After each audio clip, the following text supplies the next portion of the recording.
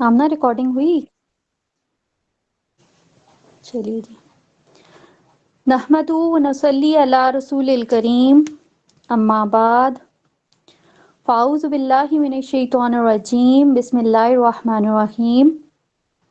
اللہم ربنا الہمنا رشدنا وعائذنا من شرور انفسنا. اللہم ارنا الحق حقا وارزقنا اتباعہ وارنا الباطل باطلا وارزقنا اجتنابہ. اللہم ارحمنا بالقرآن العظیم واجعلہ لنا اماما ونورا وہدا ورحمہ. اللہم ذکرنا منہ ما نسینا وعلمنا منہ ما جہلنا وارزقنا تلاوتہ آناء اللیل واطراف النہار واجعل لنا حجۃ یا رب العالمین آمین. رب اشرح لی صدری ویسر لی امری واحلل عقدۃ من لسانی یفقہوا قولی. رب یسر ولا تعسر وتمم بالخیر وبک نستعین آمین یا رب العالمین. ماشاءاللہ سے ہماری جو سورہ احزاب ہے وہ سٹارٹ ہوئی ہے، اور اس میں ہم نے دیکھا کہ جو احکامات، مطلب بہت ساری اس سے پہلے ہم نے دیکھی سورج جس کے اندر ہمیں احکامات نظر آئے. تو یہاں پہ آپ دیکھیے کہ الحمدللہ ہمارے 20 پارے بھی کمپلیٹ ہو گئے، ٹھیک ہے. اور یہ احکامات کے حوالے سے اگر آپ دیکھ لینا تو یہ لاسٹ سورہ ہے، ٹھیک ہے، کہ جس میں ہمیں کچھ احکامات جو ہیں وہ نظر آئیں گے، ٹھیک ہے. اور جیسے کہ پہلے آپ کو یہ بتایا گیا تھا کہ یہ جو سورہ ہے، سورہ احزاب، یہ سورہ نور کا جوڑا ہے، ٹھیک ہے، اس کے ساتھ اس کا پیئر ہے. تو موسٹلی آپ اس میں دیکھیں گے کہ اس کا اور اس کا سبجیکٹ جو ہے وہ تقریباً سیم ہے، ٹھیک ہے. کچھ آیات بھی جو ہے وہ آپس میں کچھ لٹل بٹ ڈفرینسز کے ساتھ وہ بھی ملتی جلتی ہیں، ٹھیک ہے. اور کچھ ایسی ہیں کہ جو وہاں پہ بیان کی گئی اور پھر اس کی وضاحت یہاں پہ ہے، ٹھیک ہے. کچھ اس طرح سے کنٹینیویشن میں ہے. تو یہاں پہ دیکھتے ہیں ہم نے دیکھا اس میں ایلا کا معاملہ، زہار کا معاملہ، پھر اسی طرح سے قسموں کے معاملات. تو اس طرح کی کافی ساری جو احکامات تھے وہ ہم نے اس میں دیکھے ہیں نا. آج جو ہم سٹارٹ کریں گے یہ ہے ہمارا آیت نمبر 36 سے لے کر 40 تک، ٹھیک ہے. اور یہ ہے ہمارا چھٹا رکوع. اب اس رکوع کے یہ جو رکوع ہے اس میں نا پورا ایک واقعہ ہے جو کہ ہمیں ملے گا، جس کو ہم انشاءاللہ اس پورے رکوع میں دیکھیں گے. ساری آیات میں تقریباً اسی کے اوپر بات کی جائے گی. اب وہ واقعہ کون سا ہے؟ یہ حضرت زید اور حضرت زینب کے نکاح کا واقعہ ہے، ٹھیک ہے. سب سے پہلے الحمدللہ مطلب آپ لوگ یہ جانتے بھی ہوں گے کہ حضرت زینب کون تھیں اور حضرت زید کون تھے، ٹھیک ہے. تھوڑا سا ہم یہاں پہ اس کو ریوائز کر لیتے ہیں کہ حضرت زید جو تھے یہ نبی کریم صلی اللہ علیہ وسلم کے ایک یہ کہہ لیں کہ ان کے غلام تھے، ٹھیک ہے. اور ان کے منہ بولے بیٹے بھی تھے. ساری مطلب پورا سینیریو کیا ہے کہ یہ جب 8 سال کے تھے حضرت زید، ٹھیک ہے، یہ اپنی والدہ کے ساتھ، اپنی فیملی کے ساتھ یہ لوگ اپنے ننھیال جا رہے تھے. وہاں پہ رستے میں کیا ہوا کہ ان کے قافلے کے اوپر دشمن نے جو تھا وہ حملہ کر دیا تھا. اور کیا ہوا کہ وہ لوٹ مار، ہم یہ جانتے ہیں نا کہ عرب میں یہ لوٹ مار اور یہ سارا کچھ بہت عام سی چیز تھی، ٹھیک ہے. تو کیا ہوا کہ جب ان کے قافلے کے اوپر حملہ ہوا تو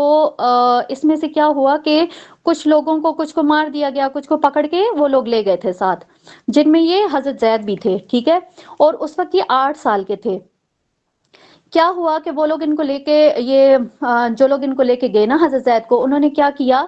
کہ اوکاس کا جو میلہ ہے نا وہاں پہ جا کے ان کو بیچ دیا. اب وہاں پہ ان کو کنہوں نے خریدا؟ حکیم بن حزام ہے، ٹھیک ہے. یہ حضرت خدیجہ جو تھی یہ ان کے بھتیجے تھے. اب انہوں نے ان کو خریدا حضرت زید کو، اور اپنی جو پھپھی تھی ان کی حضرت خدیجہ، ان کو انہوں نے کیا کیا؟ ہبہ کر دیا یا گفٹ کر دیا، ٹھیک ہے. ان کی خدمت کے لیے ان کو دے دیا. اب جب حضرت خدیجہ کا نکاح ہوا تو اس میں یہ جو حضرت زید تھے یہ بھی ظاہرہ ان کے، یہ حضرت خدیجہ کے ساتھ یہ بھی یہاں پہ ہو گئے آگے. اب کیا ہوا کہ جب ان کی ایج ہوئی تقریباً 15 ایئرس، ٹھیک ہے، تو یہاں پہ کیا ہوا کہ ان کے والد اور ان کے چچا یہ حضرت زید کے، یہ ان کو ڈھونڈتے ڈھونڈتے یہ لوگ مکہ میں پہنچ گئے. اور ان کو پتہ چلا کہ اس طرح سے فلاں شخص کے پاس یہ ان کا بیٹا موجود ہے. تو یہ لوگ آ گئے اور پھر اس کے بعد انہوں نے نبی کریم صلی اللہ علیہ وسلم سے ملاقات کی، پھر ان کو بتایا کہ اپنے بیٹے کے بارے میں. تو نبی کریم صلی اللہ علیہ وسلم نے کیا کیا؟ انہوں نے کہا کہ میں آپ کو ایک آپشن دیتا ہوں، ٹھیک ہے، میں اس طرح سے تو اس کو نہیں بھیج سکتا، لیکن میں اس کو بلاتا ہوں اور اس سے مطلب دونوں آپشن دیتے ہیں، اگر وہ آپ کے ساتھ جانا چاہتا ہے تو میں اس کو بھیج دوں گا، کیونکہ انہوں نے یہ بھی کہا تھا نا کہ اگر ظاہرہ وہ اگر آپ کے غلام ہیں تو ہم آپ جو بھی ان کی قیمت لگائیں گے ہم وہ منہ مانگی قیمت دے کے ان کو خرید لیں گے. تو انہوں نے کہا کہ اگر وہ آپ کے ساتھ جانے کے لیے تیار ہیں تو میں اس کا کوئی فدیہ وغیرہ نہیں لوں گا، لیکن اگر وہ میرے پاس رہنا چاہے تو پھر میں زبردستی بھی آپ کے ساتھ اس کو نہیں بھیجوں گا، ٹھیک ہے. تو انہوں نے کہا ٹھیک ہے، صحیح، آپ نے فیصلہ اچھا کیا ہے تو ہمیں منظور ہے. جب نبی کریم صلی اللہ علیہ وسلم نے حضرت زید کو بلایا اور ان سے پوچھا کہ کیا ان لوگوں کو جانتے ہیں، تو انہوں نے کہا کہ جی جانتا ہوں میں. اب کیا ہوا کہ پورا مدعا انہوں نے سنایا نبی کریم صلی اللہ علیہ وسلم نے ان کو کس طرح سے آپ کو لینے کے لیے آئے ہوئے ہیں، تو انہوں نے جو ہے وہ جانے سے بالکل انکار کر دیا، ٹھیک ہے. انہوں نے کہا کہ نہیں میں نہیں جاؤں گا. سوری مجھے تھوڑا سا ٹائم دیجیے.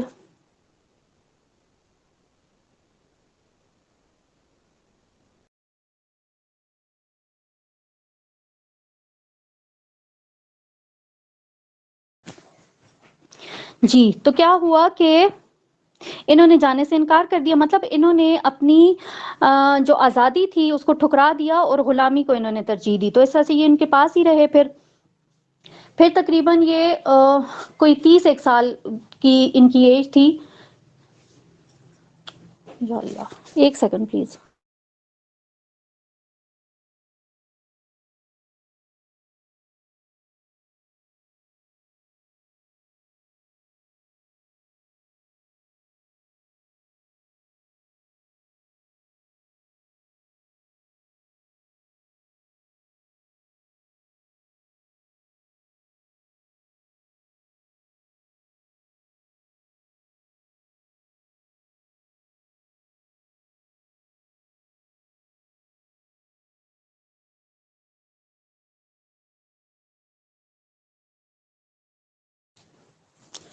جی میں معذرت چاہتی ہوں. اچھا یہاں پہ دیکھیں، جب حضرت زید کی عمر جو تھی وہ 30 ایئرز ہوئی، ٹھیک ہے. تو یہاں پہ اب یہ جو آیت ہے ہمارے پاس، آیت نمبر 36، اس میں ہم دیکھتے ہیں کہ اس کو آپ دیکھیں گے نا تو یہ سارا پھر معاملہ جو ہے وہ ساتھ ساتھ ہم اس کو کنٹینیو کریں گے. سب سے پہلے دیکھ لیتے ہیں آیت نمبر 36 ہے، اعوذ باللہ من الشیطان الرجیم، بسم اللہ الرحمن الرحیم. ٹرانسلیشن دیکھیں اس کی، کسی مومن مرد اور کسی مومن عورت کو یہ حق نہیں ہے کہ جب اللہ اور اس کا رسول کسی معاملے میں فیصلہ کر دیں تو پھر اسے اس معاملے میں فیصلہ کرنے کا اختیار حاصل رہے، اور جو کوئی اللہ اور اس کے رسول کی نافرمانی کرے گا وہ صریح گمراہی میں پڑ گیا. اب جیسے میں نے آپ کو بتایا کہ جب نبی کریم حضرت زید کی عمر جو تھی وہ 30 ایئرس ہوئی تو نبی کریم صلی اللہ علیہ وسلم نے ان کی شادی کا فیصلہ کیا، ٹھیک ہے. اور انہوں نے ان کی شادی کس سے کی، شادی کا جو سوچا وہ کس سے، ان کی پھپھی کی بیٹی تھی، ٹھیک ہے، حضرت زینب بنت جہش، ٹھیک ہے. اس سے انہوں نے ان کی شادی کا وہ جو ہے وہ سارا پلان کیا. اب یہ جو تھا، یہ جو اس وقت اس معاشرے میں ایک وہ اونچ نیچ والا سسٹم تھا نا، اس کو ختم کرنے کے لیے تھا کہ غلام اور آزاد اور ان ساری چیزوں میں کوئی بھی ڈفرنس نہ رہے. ان ساری چیزوں کو ختم کرنے کے لیے انہوں نے کیا کیا، یہ والا شادی کا جو ہے وہ کیا، سوچا. اب حضرت محمد صلی اللہ علیہ وسلم نے جب یہ نکاح کا پیغام بھجوایا تو حضرت زینب اور ان کے جو بھائی تھے نا عبداللہ بن جہش، اب انہوں نے جو تھا یہ اس چیز کے اوپر راضی نہیں تھے کہ مطلب ایک غلام کے ساتھ ظاہر ہے یہ قریش کے اعلیٰ خاندان سے تھیں، یہ ان کی پھوپھی کی بیٹی تھی نا نبی کریم صلی اللہ علیہ وسلم کی. تو ان کو مطلب بڑا یہ کچھ بہت امبیرسنگ سا لگا کہ بھئی یہ غلام کی جو ہے وہ اس کے ساتھ اس طرح سے نکاح کا پیغام بھیجا ہے. تو یہ جو چیز تھی یہاں پہ، اسی کے جواب میں یہ آیت اللہ تعالیٰ نے نازل کی کہ جب بھی مطلب کسی مومن مرد اور کسی عورت کو یہ حق نہیں ہے کہ جب بھی اللہ اور اس کا رسول فیصلہ کر لیں تو وہ انکار کریں. اب یہاں اللہ تعالیٰ نے کیا ورڈ استعمال کیا، مومن، ٹھیک ہے. تو مومن کو سب سے پہلے اگر یہ دیکھیں کہ مومن کون ہوتا ہے، اب یہاں پہ اللہ تعالیٰ نے کیا کہا کہ جو بھی مومن ہے، اب وہ مرد ہے یا عورت ہے، اس کو کبھی بھی یہ حق حاصل نہیں ہے کہ وہ نبی کریم صلی اللہ علیہ وسلم انہوں نے جو فیصلہ کر دیا، ظاہرہ انہوں نے خود تو فیصلہ نہیں کیا نا، یہ جتنے بھی ان کے احکامات ہیں وہ اللہ تعالیٰ کی طرف سے ہوتے ہیں. ٹھیک ہے. تو یہاں پہ یہ ایک چیز یہ سمجھائی گئی کہ جب اللہ اور اس کا رسول فیصلہ کر لیتے ہیں تو پھر کسی کے پاس بھی کوئی اختیار باقی نہیں رہتا کہ وہ اس کی نافرمانی کرے. ٹھیک ہے.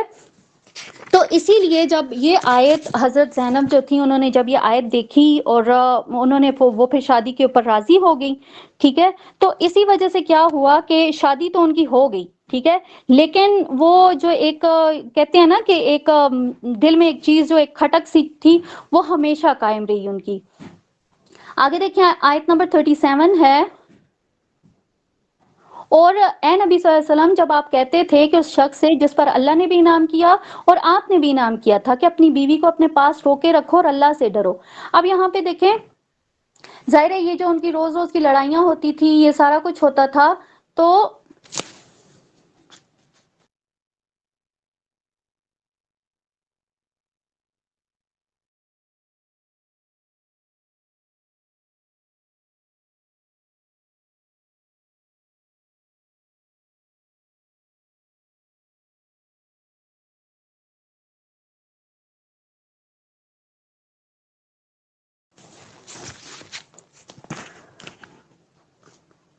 سوری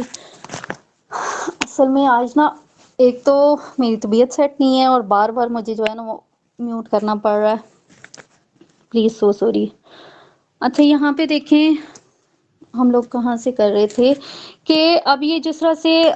یہ جو حضرت زید ہوتے تھے یہ اکثر ہی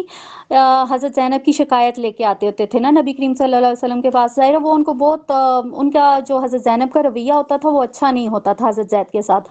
تو یہاں ایک دفعہ جب وہ نبی کریم صلی اللہ علیہ وسلم کے پاس آئے تو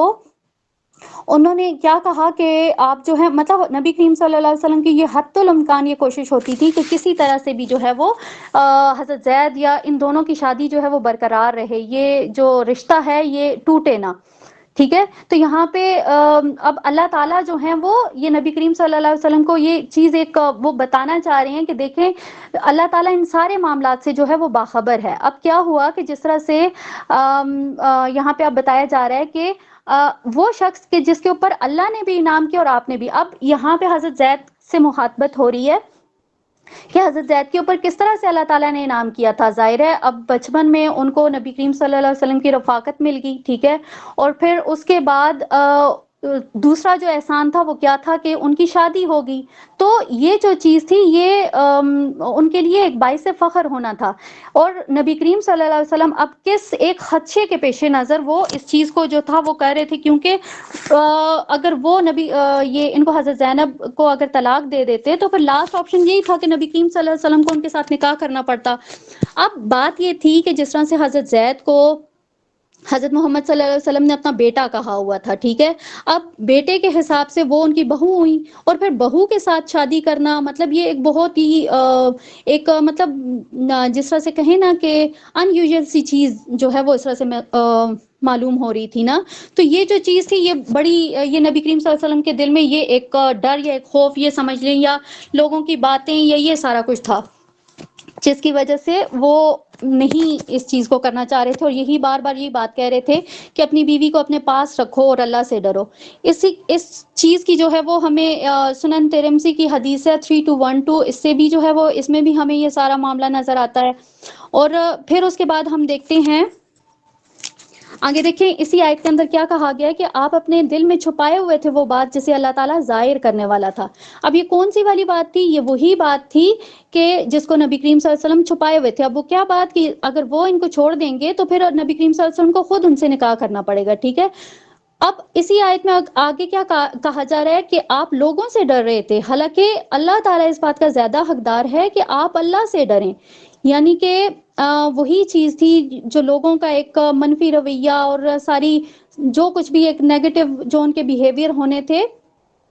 وہ سارے نبی کریم صلی اللہ علیہ وسلم کو جو تھے وہ نظر آ رہے تھے جس کی وجہ سے وہ ان ساری چیزوں سے وہ ہچکچا رہے تھے. تو یہاں پہ اللہ تعالیٰ نے کتنی کلیئر کر کے بتا دیا کہ آپ لوگوں سے ڈر رہے ہیں حالانکہ اللہ تعالیٰ سے آپ کو ڈرنا چاہیے. پھر اسی طرح سے آگے دیکھیں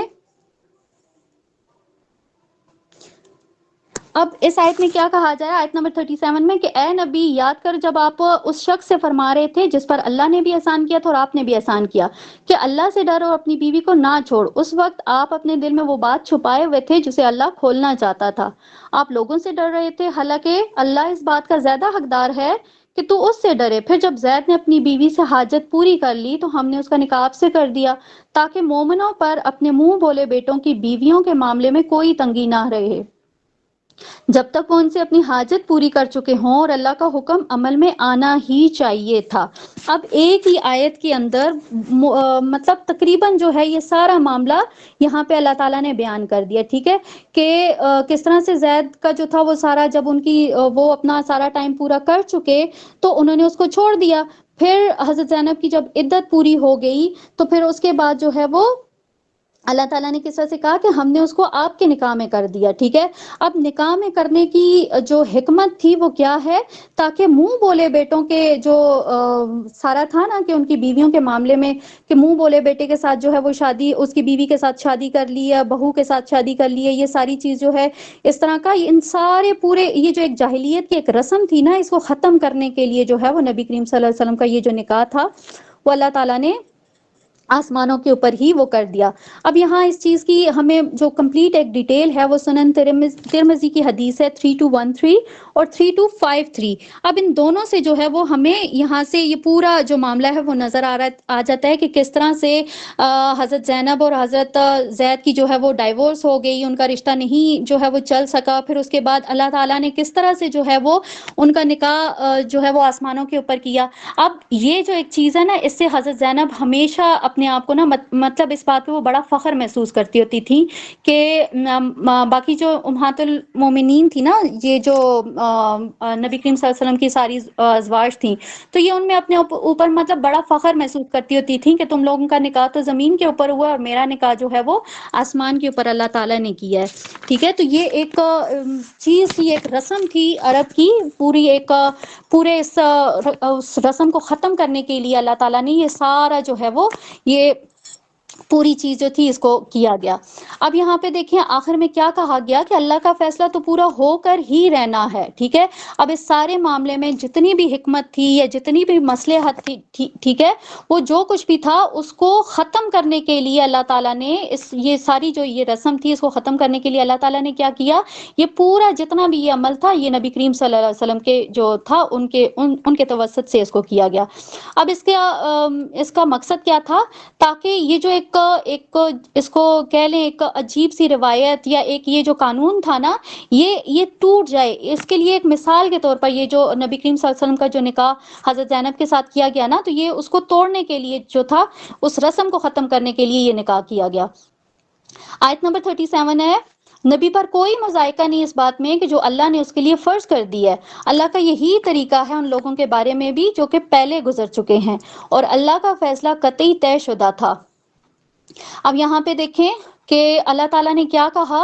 کہ یہ جو ساری چیز ہے یہ اللہ تعالیٰ کی طرف سے طے شدہ تھی، ٹھیک ہے۔ اور پھر اس کے بعد کیا کہا ہے کہ کسی بھی جو نبی ہے اس کا یہ چیز نہیں سوٹ کرتی کہ اللہ تعالیٰ کا کوئی حکم ہو اور وہ نبی اس کے اوپر عمل نہ کرے، ٹھیک ہے۔ اور پھر یہاں پہ اللہ تعالیٰ نے یہ بھی بات بتا دی کہ ایسا نہیں ہے کہ یہ صرف نبی کریم صلی اللہ علیہ وسلم ہی یہ والا کام کر رہے ہیں، بلکہ ان سے پہلے بھی جتنے نبی گزر چکے ہیں وہ بھی سارے تقریباً یہی جو ایک چیز تھی نا، اسی کو فالو کرتے رہے ہیں کہ ظاہر اللہ تعالیٰ کا حکم جو ہے، اللہ تعالیٰ کا جو فیصلہ ہے وہ تو بالکل اٹل ہے، وہ تو طے شدہ ہے، وہ تو نہیں چینج ہو سکتا، ٹھیک ہے۔ تو یہ سارا کچھ جو یہ جتنا بھی معاملہ تھا یہ اللہ تعالیٰ کی مرضی سے یہ پہلے سے طے ہو چکا تھا۔ آیت نمبر 39 ہے، اور اللہ کے فیصلے اور وہ جو اللہ کے پیغامات پہنچاتے ہیں اور صرف اسی سے ڈرتے ہیں، اور وہ نہیں ڈرتے کسی سے سوائے اللہ کے، اور اللہ کافی ہے حساب لینے والا۔ اب یہاں پہ دیکھیں کہ جس طرح سے ہم یہ بات دیکھتے ہیں کہ جتنے بھی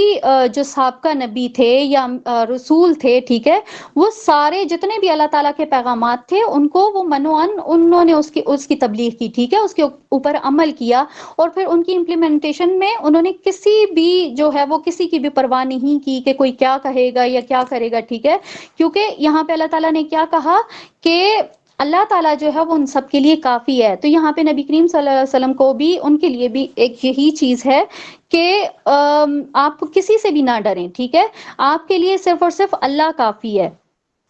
آیت نمبر 40 ہے, دیکھو محمد صلی اللہ علیہ وسلم تمہارے مردوں میں سے کسی کے باپ نہیں ہے. اب یہاں پہ دیکھیں کہ پورے جو تھے وہ سارے یہ متبنہ, ٹھیک ہے, یہ متبنہ والے سارے معاملات. اب متبنہ کس کو کہتے ہیں؟ یہ جو اڈاپٹیڈ چائلڈ ہوتا ہے, ٹھیک ہے, لے پالک. تو یہاں پہ جس طرح سے اس کو کہا جاتا تھا نا کہ یہ جو حضرت زید تھے ان کو زید بن محمد, ٹھیک ہے, اس طرح سے کہہ کے پکارا جاتا تھا. تو یہاں پہ اس چیز کو بالکل اللہ تعالیٰ نے کلیئر کر دیا,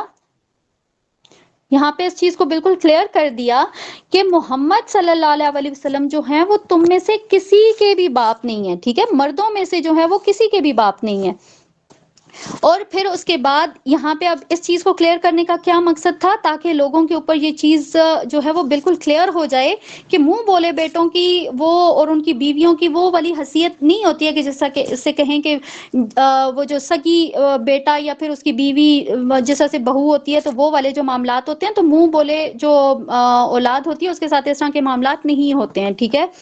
اسی طرح سے اب یہاں پہ یہ جس طرح سے اس آیت کو بیان کیا گیا کہ محمد صلی اللہ علیہ وسلم تم میں سے کسی کے بھی باپ نہیں ہے. ٹھیک ہے, تو یہ چیز ہم بہت اچھے سے جانتے ہیں کہ یہ جو نبی کریم صلی اللہ علیہ وسلم کی جو اولاد تھی وہ ساری تقریباً حضرت خدیجہ سے ہی تھی نا.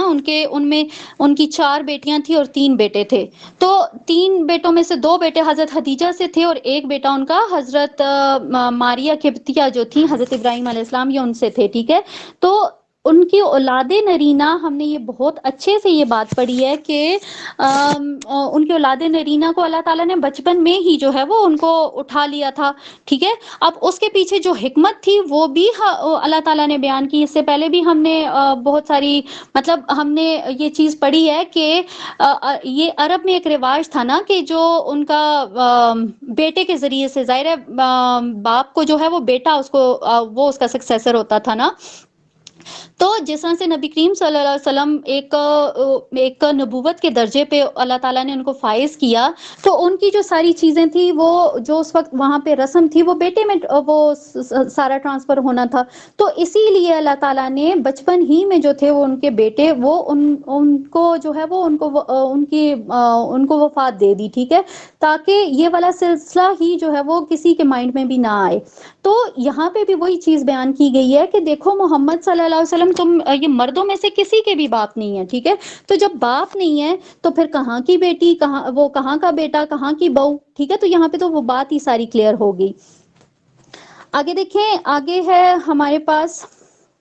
یہاں پہ آیت کے اگلے حصے میں کیا کہا جا رہا ہے کہ بلکہ آپ صلی اللہ علیہ وسلم اللہ کے رسول ہیں اور سب نبیوں پر مہر ہیں. ٹھیک ہے, یہاں پہ پہلے بتا دیا, کلیئر کر دیا کہ وہ کسی کے باپ نہیں ہے. ٹھیک ہے, مردوں میں سے کسی کے بھی باپ نہیں ہے. اگلی بات کیا کہی کہ وہ صرف اور صرف اللہ تعالیٰ کے رسول ہیں اور نبیوں پر مہر, یعنی کہ خاتم النبیین ہیں. ٹھیک ہے, آپ کی آمد سے نبیوں کا سلسلہ جو تھا وہ سارا ختم ہو گیا. اور پھر اس کے بعد یہ چیز بھی بالکل کلیئر ہو گئی کہ جس طرح سے انہوں نے اپنے دین کو, اپنی جو اس کا جو فرائض تھے اس کو جس طرح سے انہوں نے پورا کیا, ہر چیز کو انہوں نے کمپلیٹ کیا. تو یہاں پہ یہ چیز بھی جو ہے وہ کلیئر ہو جاتی ہے کہ پہلے ہم دیکھتے ہیں نا کہ قوموں کے اوپر ایک نبی آتے تھے, پھر اسی کو جو ہے وہ انہی کے کام کو آگے پہنچانے کے لیے دوسرا نبی, مختلف قوموں پہ اس طرح سے سارا سلسلہ چلا تھا نا. لیکن نبی کریم صلی اللہ علیہ وسلم کو جو ڈیوٹیز دی گئی تھی انہوں نے وہ اپنی ساری کمپلیٹ کر لی. اب انہوں نے کمپلیٹ کر لی تو پھر ظاہر انہوں نے سارے کوئی بھی چیز نہیں چھوڑی, دین کو مکمل کر دیا. تو پھر اس کے بعد تو اب ضرورت نہیں ہے نا کہ کوئی اور نبی آئے اور وہ آ کے جو ہے وہ ان چیزوں کو وہ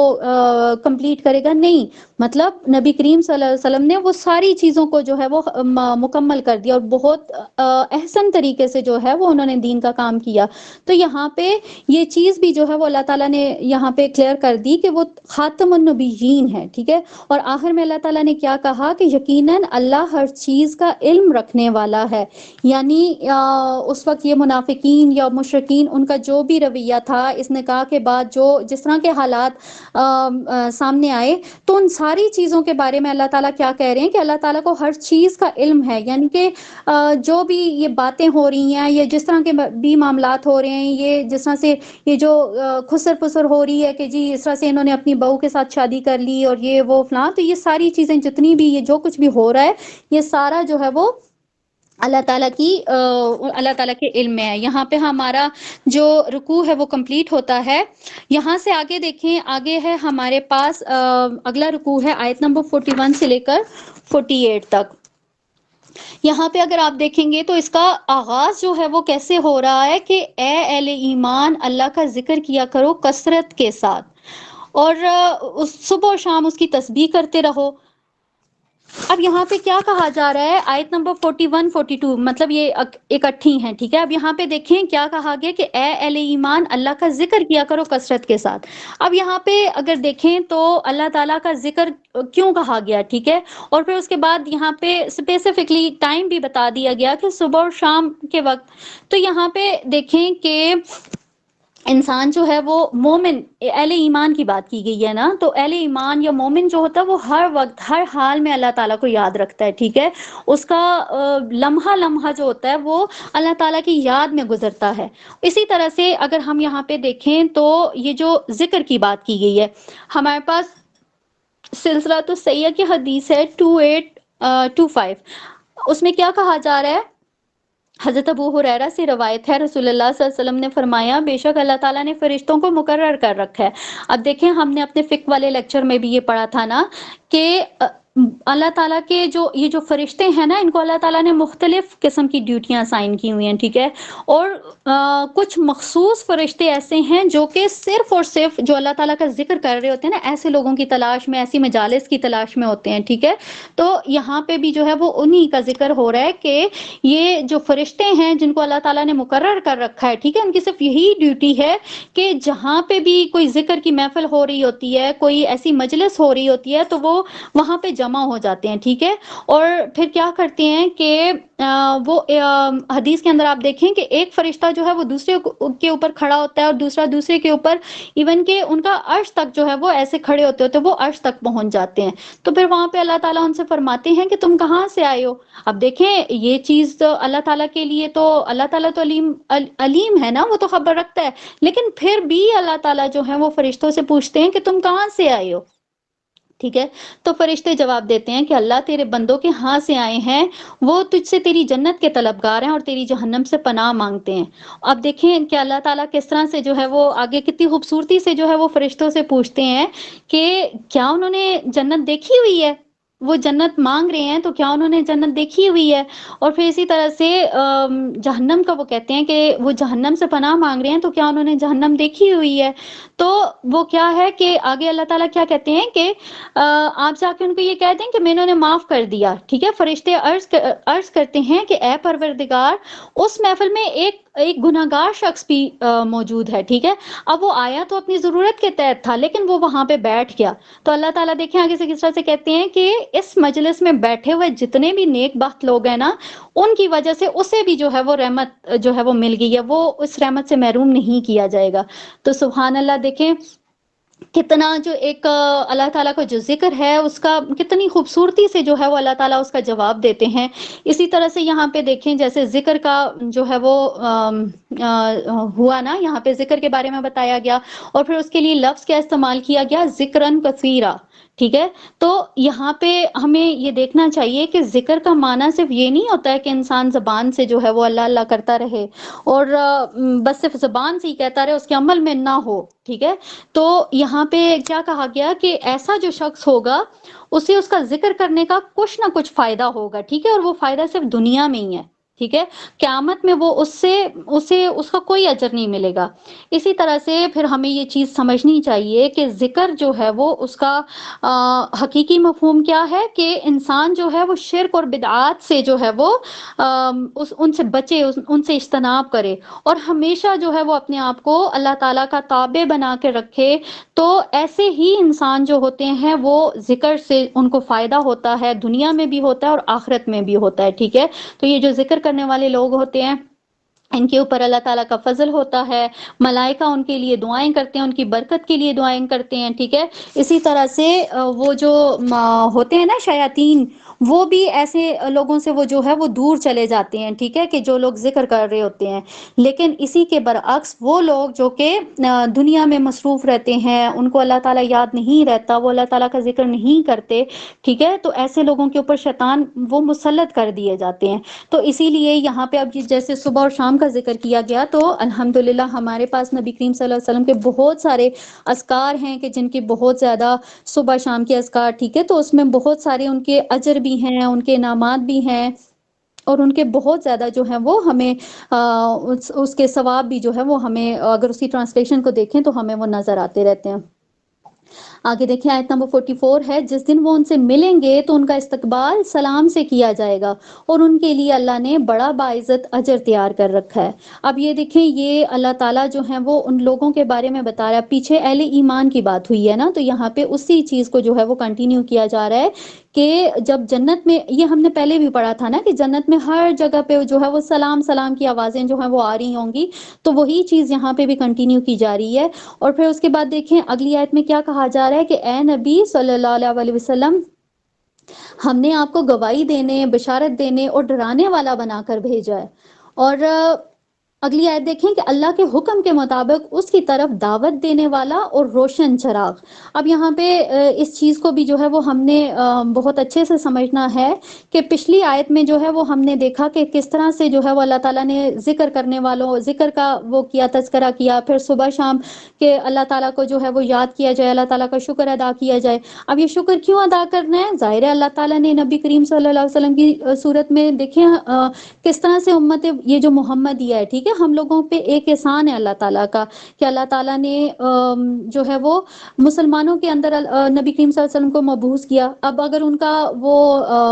نبوت کا ٹائم دیکھیں تو دیکھیں عرب کی کیا کنڈیشن تھی، کس طرح کا وہاں پہ معاملات تھے، کتنا لوٹ مار اور کس طرح کا سارا ٹائم تھا، پھر اس کے اندر اللہ تعالیٰ نے اپنے نبی کو جو ہے وہ مبعوث فرمایا۔ تو یہاں پہ اتنی بڑی نعمت کے لیے جو ہے وہ اللہ تعالیٰ کا شکر ادا کرنا یہ بنتا ہے، ٹھیک ہے۔ تو پھر یہاں پہ یہ بھی بتا دیا گیا کہ وہی ہے جو رحمتیں بھیجتا ہے تم پر اور اس کے فرشتے بھی۔ اب یہاں پہ اللہ تعالیٰ نے کیا کہا کہ یہ جو نبی کریم صلی اللہ علیہ وسلم ہے، ٹھیک ہے، ان کے اوپر اللہ تعالیٰ بھی جو ہے وہ، اور اس اللہ تعالیٰ کے فرشتے بھی وہ ان کے اوپر رحمتیں اور وہ درود بھیجتے ہیں، ٹھیک ہے۔ اور پھر اس کے پیچھے ریزن کیا ہے؟ تاکہ نکالے تمہیں اندھیروں سے روشنی کی طرف۔ تو یہاں پہ اگر یہ دیکھیں گے تو اس میں کیا کہا جا رہا ہے کہ یہ جو نبی کریم صلی اللہ علیہ وسلم تھے، ان کی جو دعوت تھی وہ کیا تھا؟ اس سارے ٹائم وہ ایک اندھیرا تھا نا، ایک تاریکیاں تھی جس سے نبی کریم صلی اللہ علیہ وسلم نے جو ہے وہ ایک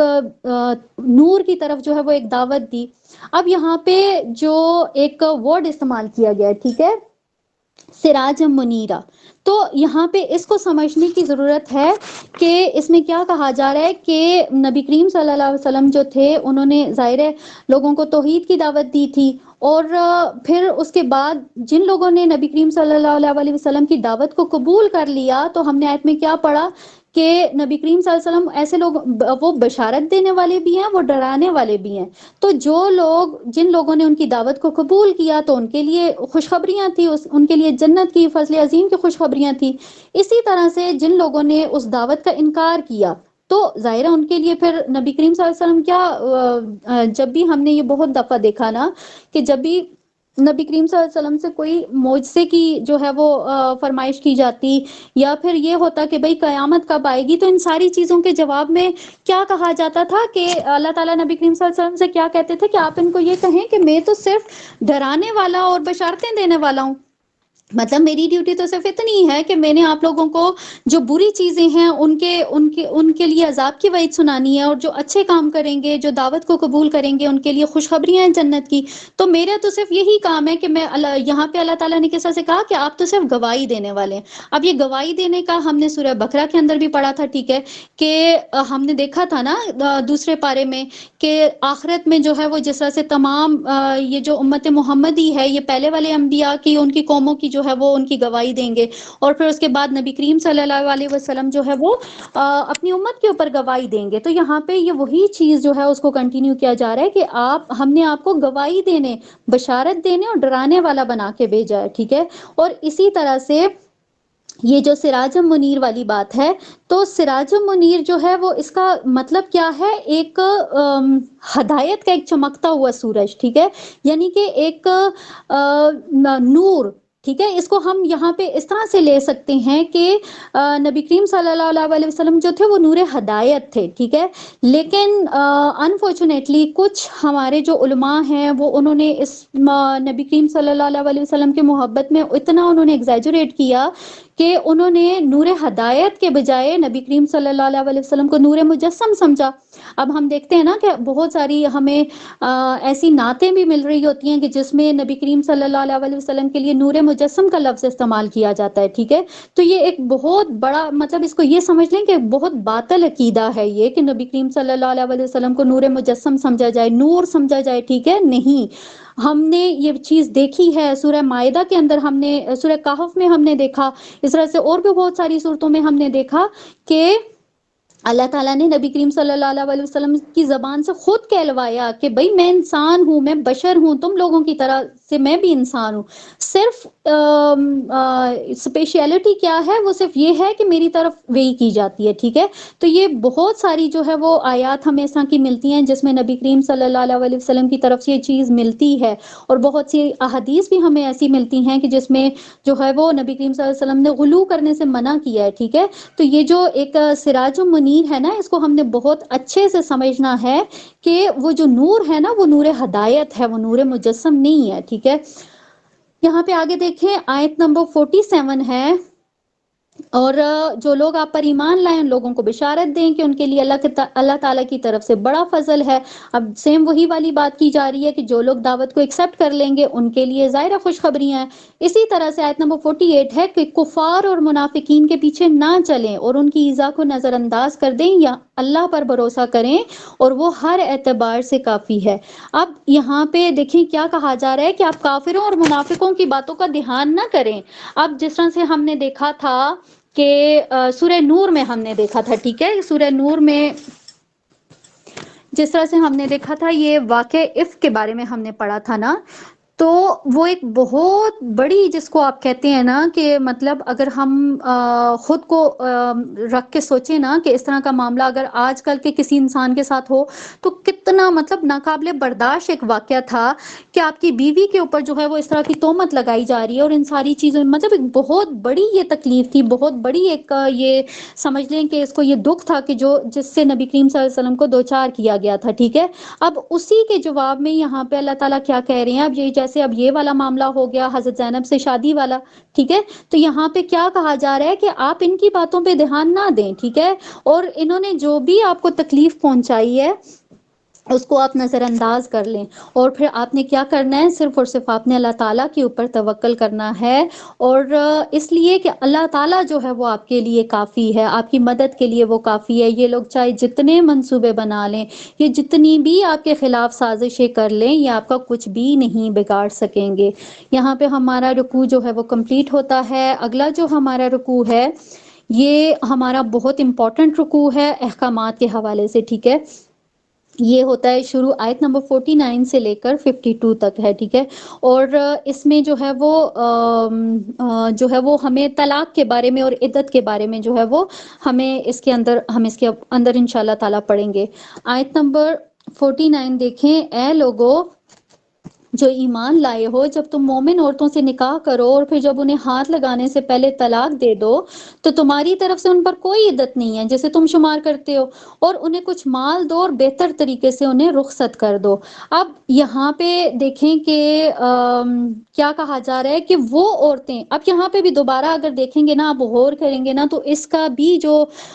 سٹارٹ ہے وہ کس طرح سے ہو رہا ہے، یا ایھا الذین آمنو، ٹھیک ہے، کہ اے مومنو، اے اہل ایمان، ٹھیک ہے۔ اب آگے یہ جو ایک انسٹرکشن ہے، ایک یہ سمجھ لیں احکام ہے جو یہاں پہ بیان کیا جا رہا ہے، وہ کیا ہے کہ کبھی بھی یہ والا اگر معاملہ پیش آ جائے کہ نکاح کے بعد فوراً بعد جو ہے وہ کسی عورت کو اگر طلاق دینی پڑ جائے تو اس میں پہلے ہم نے دیکھا تھا نا کہ نکاح کے بعد نہیں، طلاق کے بعد جو ہوتی ہے وہ عدت ہوتی ہے، ٹھیک ہے۔ لیکن یہاں پہ یہ جو کیس بتایا جا رہا ہے اب اس میں کیا ہے کہ خلوت سے پہلے، مطلب نکاح تو ہو گیا لیکن میاں بیوی کا جو ریلیشن ہے وہ نہیں ہوا، لیکن اس سے پہلے ڈائیورس ہو گئی، تو اس کا بتایا جا رہا ہے کہ اس میں کوئی بھی عدت جو ہے وہ عورت کے لیے کوئی عدت نہیں ہوگی، ٹھیک ہے۔ اور ایسا نہیں ہے، اب یہاں پہ نہیں ہوگی اس کا مقصد بتایا گیا ہے کہ کیوں نہیں ہوگی۔ تو عدت کا جو مقصد ہوتا ہے وہ کیا ہوتا ہے کہ جو اس کا شوہر ہے جس نے اس کو ڈائیورس دے دی، ٹھیک ہے، اس کی طرف سے جو ہے وہ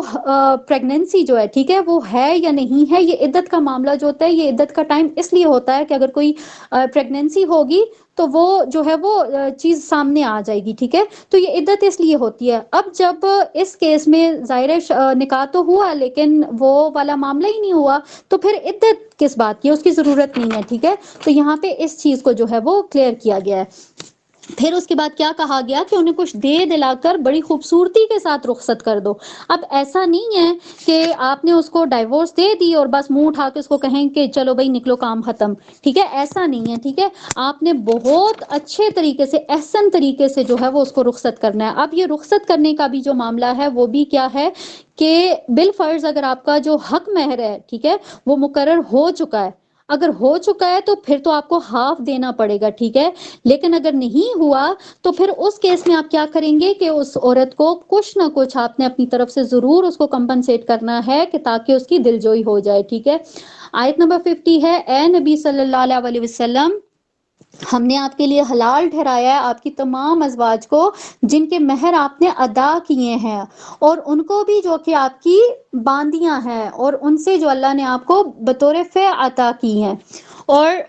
جنہوں نے آپ کے اسی طرح سے آپ کو نکاح کرنا جائز ہے اپنے چچا کی بیٹیوں سے، اپنی پھوپھیوں کی بیٹیوں سے، اور اپنی ماموؤں کی بیٹیوں سے، اور اپنی خالاؤں کی بیٹیوں سے، اور جنہوں نے آپ کے ساتھ ہجرت کی ہے، اور وہ مومن عورت بھی جو کہ ہبہ کرے اپنا آپ نبی صلی اللہ علیہ وسلم کے لیے، اور اگر نبی اسے اپنے نکاح میں لانا چاہیں، اور یہ رعایت جو ہے یہ خالص آپ یعنی کہ نبی کریم صلی اللہ علیہ وسلم کے لیے مومنین سے علیحدہ، ٹھیک ہے۔ ہمیں خوب معلوم ہے کہ ہم نے ان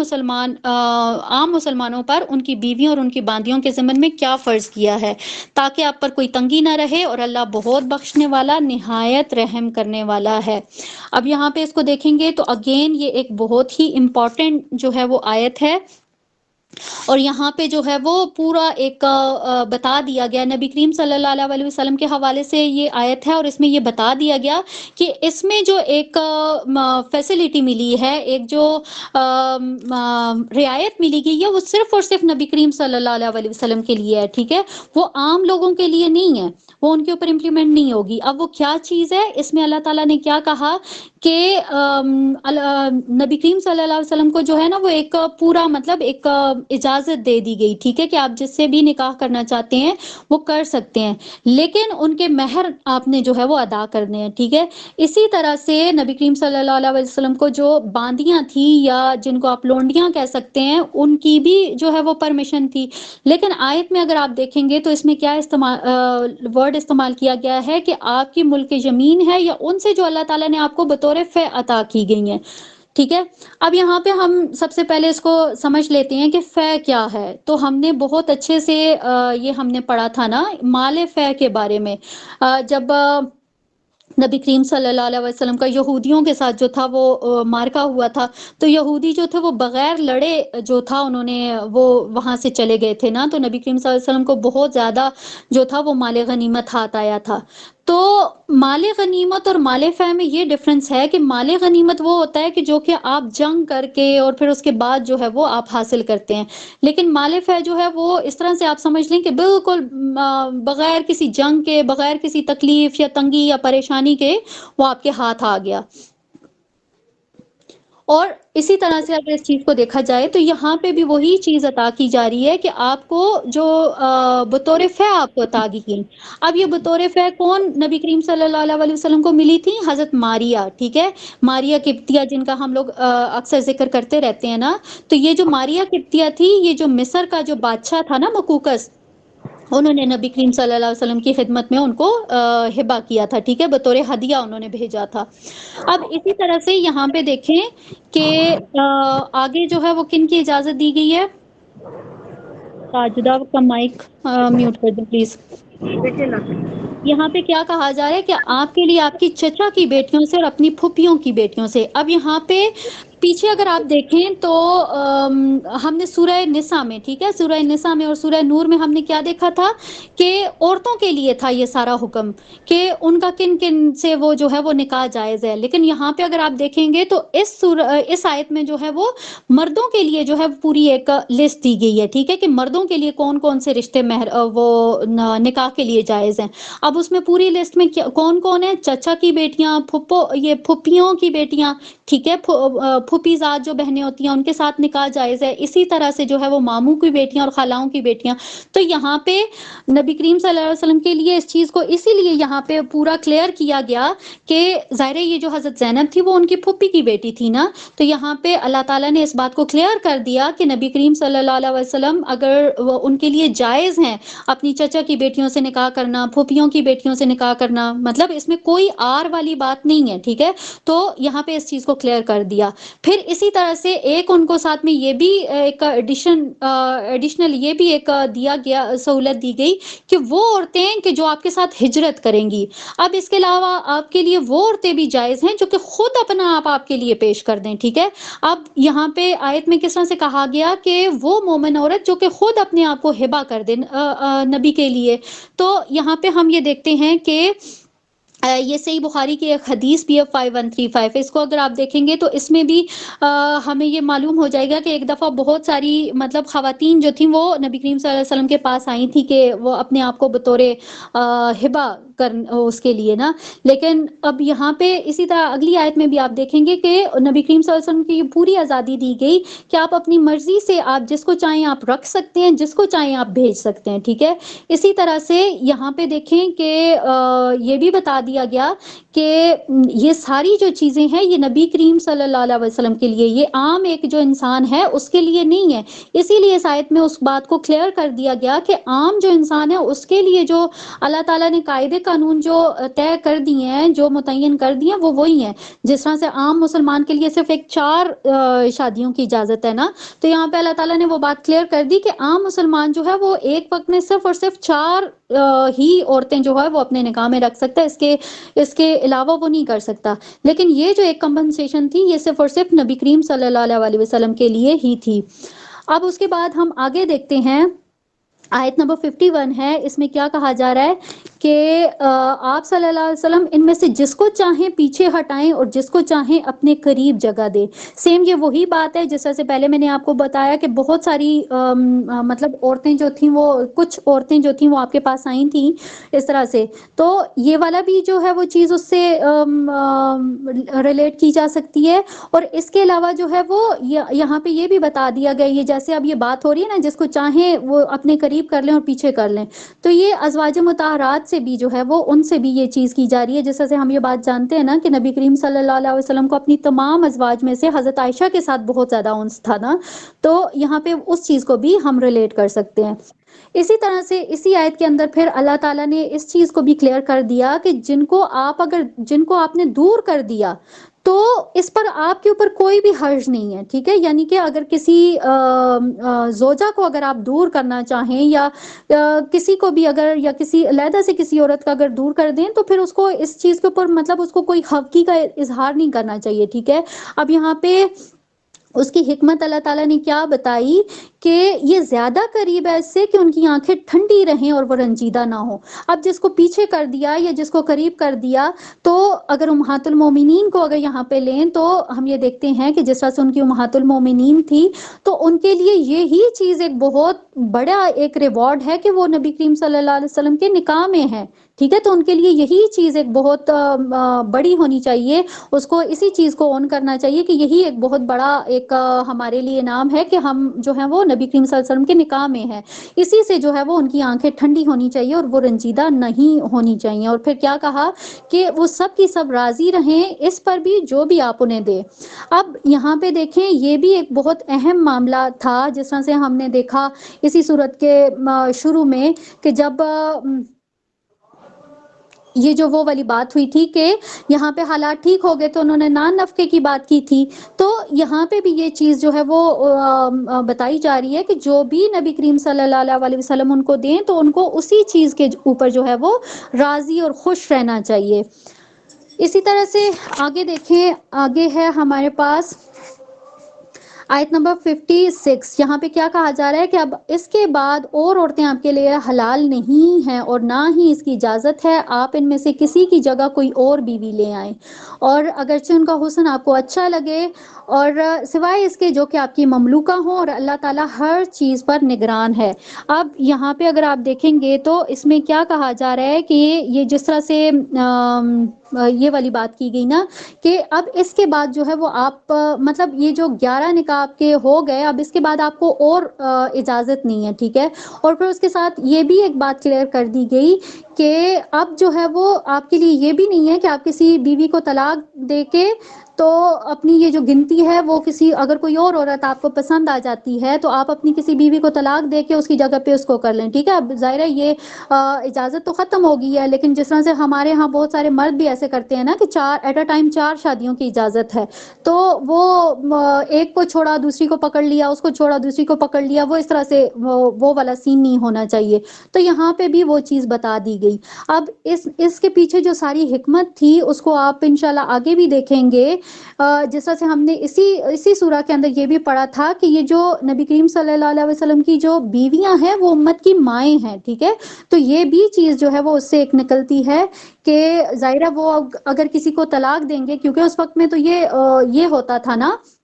کہ کوئی بھی عورت جو ہوتی تھی وہ بغیر شوہر کے نہیں ہوتی تھی، ٹھیک ہے۔ کوئی بھی اگر بیوہ ہو جاتی تھی تو جیسی اس کی عدت ہوتی تھی یا طلاق یافتہ ہوتی تھی، اس کی جیسی عدت کمپلیٹ ہوتی تھی تو اس کا نکاح کر دیا جاتا تھا۔ تو یہاں پہ اس چیز کو جو ہے وہ کلیئر کیا جا رہا ہے کہ آپ کسی کو بھی طلاق نہیں دیں گے، ظاہر اگر آپ اس کو طلاق دیں گے تو وہ کہیں اور شادی کریں گی، تو وہ یہ مطلب ایک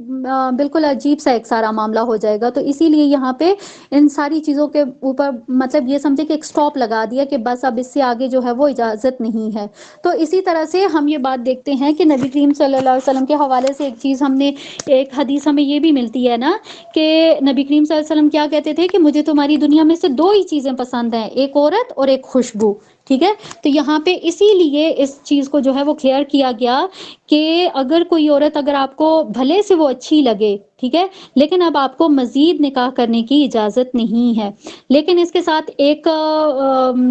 کس طرح سے کمپنسیٹ کیا گیا کہ آپ کو باندیوں کے اوپر جو ہے وہ آپ کو کوئی پابندی نہیں ہے، ٹھیک ہے۔ آپ باندیوں میں جو ہے وہ آپ جتنی بھی رکھنا چاہیں وہ رکھ سکتے ہیں۔ یہاں پہ ہمارے یہ والا رکوع بھی کمپلیٹ ہو گیا۔ آگے جو ہے وہ ہمارا اگلا رکوع سٹارٹ ہوتا ہے، رکوع نمبر یہ پارے کا جو ہے وہ رکوع نمبر 4 ہے اور سورہ کا رکوع نمبر 7 ہے، ٹھیک ہے۔ اور یہ آیت نمبر 53 سے لے کر 58 تک ہے۔ اب اس میں کیا کہا جا رہا ہے؟ اگین جو ہے اس رکوع کے اندر جو ہے وہ ہمیں مزید احکامات جو ہیں وہ نظر آئیں گے. اس سے پہلے بھی جو ہم نے پڑھے تھے اور سورہ نور کے اندر بھی ہم نے پڑھے تھے. ٹھیک ہے, اب یہاں پہ انہی چیزوں کی جو ہے وہ کنٹینیوشن آ رہی ہے. آگے دیکھیں آیت نمبر 53 ہے, اس میں کیا کہا جا رہا ہے کہ اے لوگو جو ایمان لائے ہو, نبی کے گھروں میں بلا اجازت داخل نہ ہوا کرو, نہ کھانے کے وقت کا انتظار کیا کرو. ہاں اگر تمہیں کھانے پر بلایا جائے تو ضرور آؤ, مگر جب کھانا کھا لو تو اٹھ جایا کرو, باتیں کرنے میں نہ لگے رہا کرو. تمہاری یہ حرکتیں نبی کو تکلیف دیتی ہیں, مگر وہ حیا کی وجہ سے تمہیں کچھ نہیں کہتا. اور اللہ حق بات کہنے سے نہیں شرماتا. اگر نبیوں کی بیویوں سے تمہیں کوئی چیز مانگنا ہو تو پردے کے پیچھے سے مانگا کرو, یہ تمہارے ان کے دلوں کی پاکیزگی کے لیے زیادہ بہتر طریقہ ہے. تمہارے لیے یہ ہرگز جائز نہیں کہ اللہ کے رسول کو تکلیف دو, اور یہ بھی جائز نہیں ہے کہ نبی کے بعد ان کی بیویوں سے نکاح کرو, یہ اللہ کے نزدیک بہت بڑا گناہ ہے. اب یہاں پہ دیکھیں کہ پہلے جو ہے وہ احکامات ہمیں اس آیت کے اندر نظر آتے ہیں. سوشل ایٹیکیٹس آپ ان کو کہہ سکتے ہیں. ٹھیک ہے, کہ آپ کی جو روزمرہ جو زندگی ہے اس کے اندر جو معمولات ہوتے ہیں وہ کس طرح سے ہونے چاہیے. اب سب سے پہلے کیا کہا گیا کہ نبی کے گھر میں اگر جانا ہو نا تو بلا اجازت نہیں آپ نے جو ہے وہ منہ اٹھا کے اندر داخل ہو جانا. ہم نے پہلے یہ بات پڑھی تھی نا کہ عرب میں یہ رواج ہوتا تھا کہ کسی کے گھر میں بھی آپ جو ہیں وہ چلے جائے, مطلب جا سکتے تھے مرد, اور کوئی بھی کسی بھی مرد کو, انجان بھی مرد ہے تو وہ بھی جو ہے وہ بلا جھجک چلا جایا کرتا تھا. یہاں پہ جو ہے وہ اس چیز کو ریسٹرکٹ کر دیا گیا کہ اب سے آنورڈ جو ہے وہ آپ نے اجازت کے بغیر داخل نہیں ہونا. ٹھیک ہے, اور پھر یہاں پہ ایک چیز جو نظر آ رہی ہے نا کہ کھانے کے وقت کا انتظار کیا کرو جب تمہیں کھانے پہ بلایا جائے. تو یہ وہ والا معاملہ ہے کہ جب نبی کریم صلی اللہ علیہ وسلم کا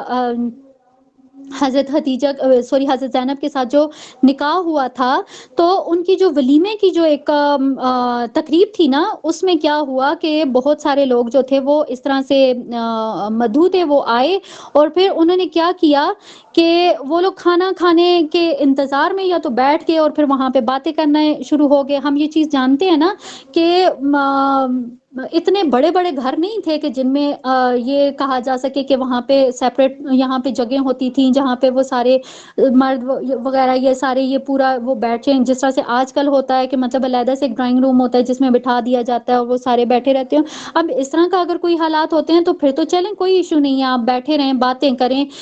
جو آپ کا دل چاہتا ہے کریں. لیکن اس وقت یہ جو معاملہ تھا یہ اس طرح سے نہیں تھا. اس پورے جو واقعہ ہے نا اس کو سنن ترمذی کی حدیث ہے 3218, اس میں یہ کمپلیٹ پورا ایک ڈیٹیل کے ساتھ یہ سارا واقعہ جو ہے وہ موجود ہے کہ جب حضرت زینب کا جو ان کی ولیمے کی تقریب تھی تو ایک ان کا جو حجرہ تھا اس میں وہ دیوار کی طرف وہ منہ کر کے بیٹھی ہوئی تھی. ٹھیک ہے, اور یہ جو مرد تھے یہ کھانا کھانے کے بعد جو تھا یہ وہاں پہ پھر وہ بیٹھے رہے اور پھر باتوں میں لگ گئے, اور کافی دفعہ جو ہے وہ نبی کریم صلی اللہ علیہ وسلم نے یہ چیز انہوں نے یہ فیل کی لیکن وہ بولے نہیں. ٹھیک ہے, تو یہاں پہ اسی چیز کو جو ہے وہ بتایا گیا آیت کے اندر کہ نبی جو ہے وہ تمہیں یہ نہیں بیان کر سکتا, لیکن اللہ جو ہے وہ کبھی بھی حق بات جو ہے وہ اس کو بیان کرنے سے نہیں شرماتا ہے. تو بہت کلیئرلی بغیر کسی لگی لپٹی کے اللہ تعالیٰ نے یہاں پہ کیا مینرز کس طرح سے سکھائے کہ جب بھی اگر کسی سے بات کرنی ہے تو پردے کے پیچھے سے کرنی ہے. کسی دعوت پہ جانا ہے تو ایسا نہیں ہے کہ ابھی کھانے پکنے میں ٹائم ہے اور آپ وہاں پہ جا کے بیٹھ جائیں, فضول کی گفتگو کرنا شروع کر دیں. ٹھیک ہے, ٹھیک ہے, اگر کسی نے دعوت پہ بلایا تو اینڈ ٹائم پہ جائیں, کھائیں اور واپس آ جائیں, فضول کا ٹائم میں وہاں پہ بیٹھ کے اسپینڈ نہ کریں. ٹھیک ہے, اور اسی طرح سے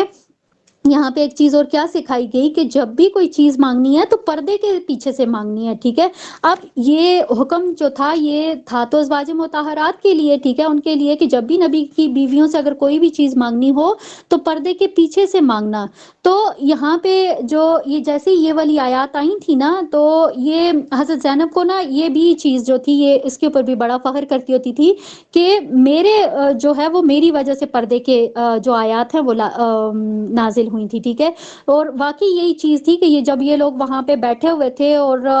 حضرت زینب بھی بہت مطلب کافی دیر وہ بھی دیوار کی طرف منہ کر کے بیٹھ کے، تو یہ ساری جو چیز تھی اور اس چیز کو نبی کریم صلی اللہ علیہ وسلم بھی بہت فیل کر رہے تھے، لیکن وہ خود سے ان کو کہہ نہیں پا رہے تھے نا. تو اسی لیے یہاں پہ اللہ تعالیٰ نے وہ ساری چیز جو ہے وہ یہاں پہ بتا دی کہ آئندہ سے جو ہے وہ جب بھی آپ کوئی چیز مانگیں گے تو آپ دروازے کے پیچھے سے مانگیں گے. تو یہاں پہ اگر دیکھا جائے تو یہ چیز جو ہے وہ تعویل عام میں بھی جو ہے یہ ہمارے لیے بھی ایک سبق ہے کہ ہمیشہ کسی کے بھی گھر جائیں تو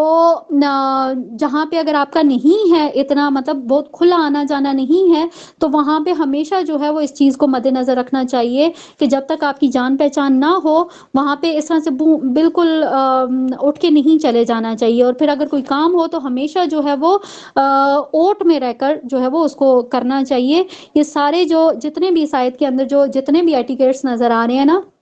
یہ ہمیں آج کے دور میں نا ان کو امپلیمنٹ کرنے کی بہت زیادہ ضرورت ہے.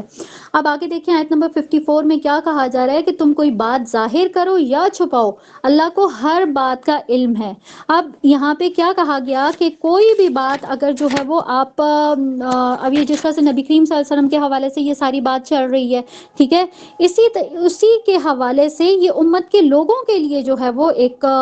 یہ ایک آیت ہے، ٹھیک ہے، یہ حکم ہے. اب جس طرح سے یہ سارا معاملہ تھا حضرت زینب اور حضرت محمد صلی اللہ علیہ وسلم کی شادی کا، ٹھیک ہے، اس کو لے کر جتنی بھی باتیں اور یہ جو کچھ بھی ہو رہا تھا نا، تو یہ ساری چیزوں کے کی وجہ سے نا اللہ تعالیٰ نے ڈائریکٹ جو ہے وہ امت کو مخاطب کیا ہے، ٹھیک ہے، کہ آپ کوئی بھی چیز چاہے وہ ظاہراً کریں یا وہ چھپا کے کریں، لیکن اللہ تعالیٰ جو ہے وہ ہر چیز کا علم رکھنے والا ہے. آیت نمبر 55 ہے، کوئی حرج نہیں ان پر ان کے باپوں کے معاملے میں، اور نہ ہی ان کے بیٹوں کے بارے میں، اور نہ ہی ان کے بھائیوں کے بارے میں، اور نہ ہی ان کے بھائیوں کے بیٹوں کے بارے میں، اور نہ ہی ان کے بہنوں کے بیٹوں کے بارے میں، اور نہ ہی ان کی جان پہچان کی عورتوں کے بارے میں، اور نہ ہی ان کے ملک زمین کے بارے میں. اب یہاں پہ اگر ہم دیکھیں تو اگین جو ہے وہ ایک احکامیہ جو ہے وہ آیت نظر آ رہی ہے. اب یہاں پہ ہم دیکھتے ہیں کہ جس طرح سے ہم نے پہلے دیکھا تھا تو اس طرح کے احکامات نظر آئے تھے سورہ نور کے اندر، ٹھیک ہے. اب یہاں پہ کیا کہا جا رہا ہے کہ اب یہ ازواج مطہرات کی طرف سے یہ والی آیت ہے، ٹھیک ہے، کہ یہ جتنی بھی جو ہے وہ ظاہر پردے کے احکامات آ گئے نا، اب پردے کی جو ہے وہ اس آیت نازل ہو گئی تو یہاں پہ اس چیز کو پھر کلیئر کیا گیا کہ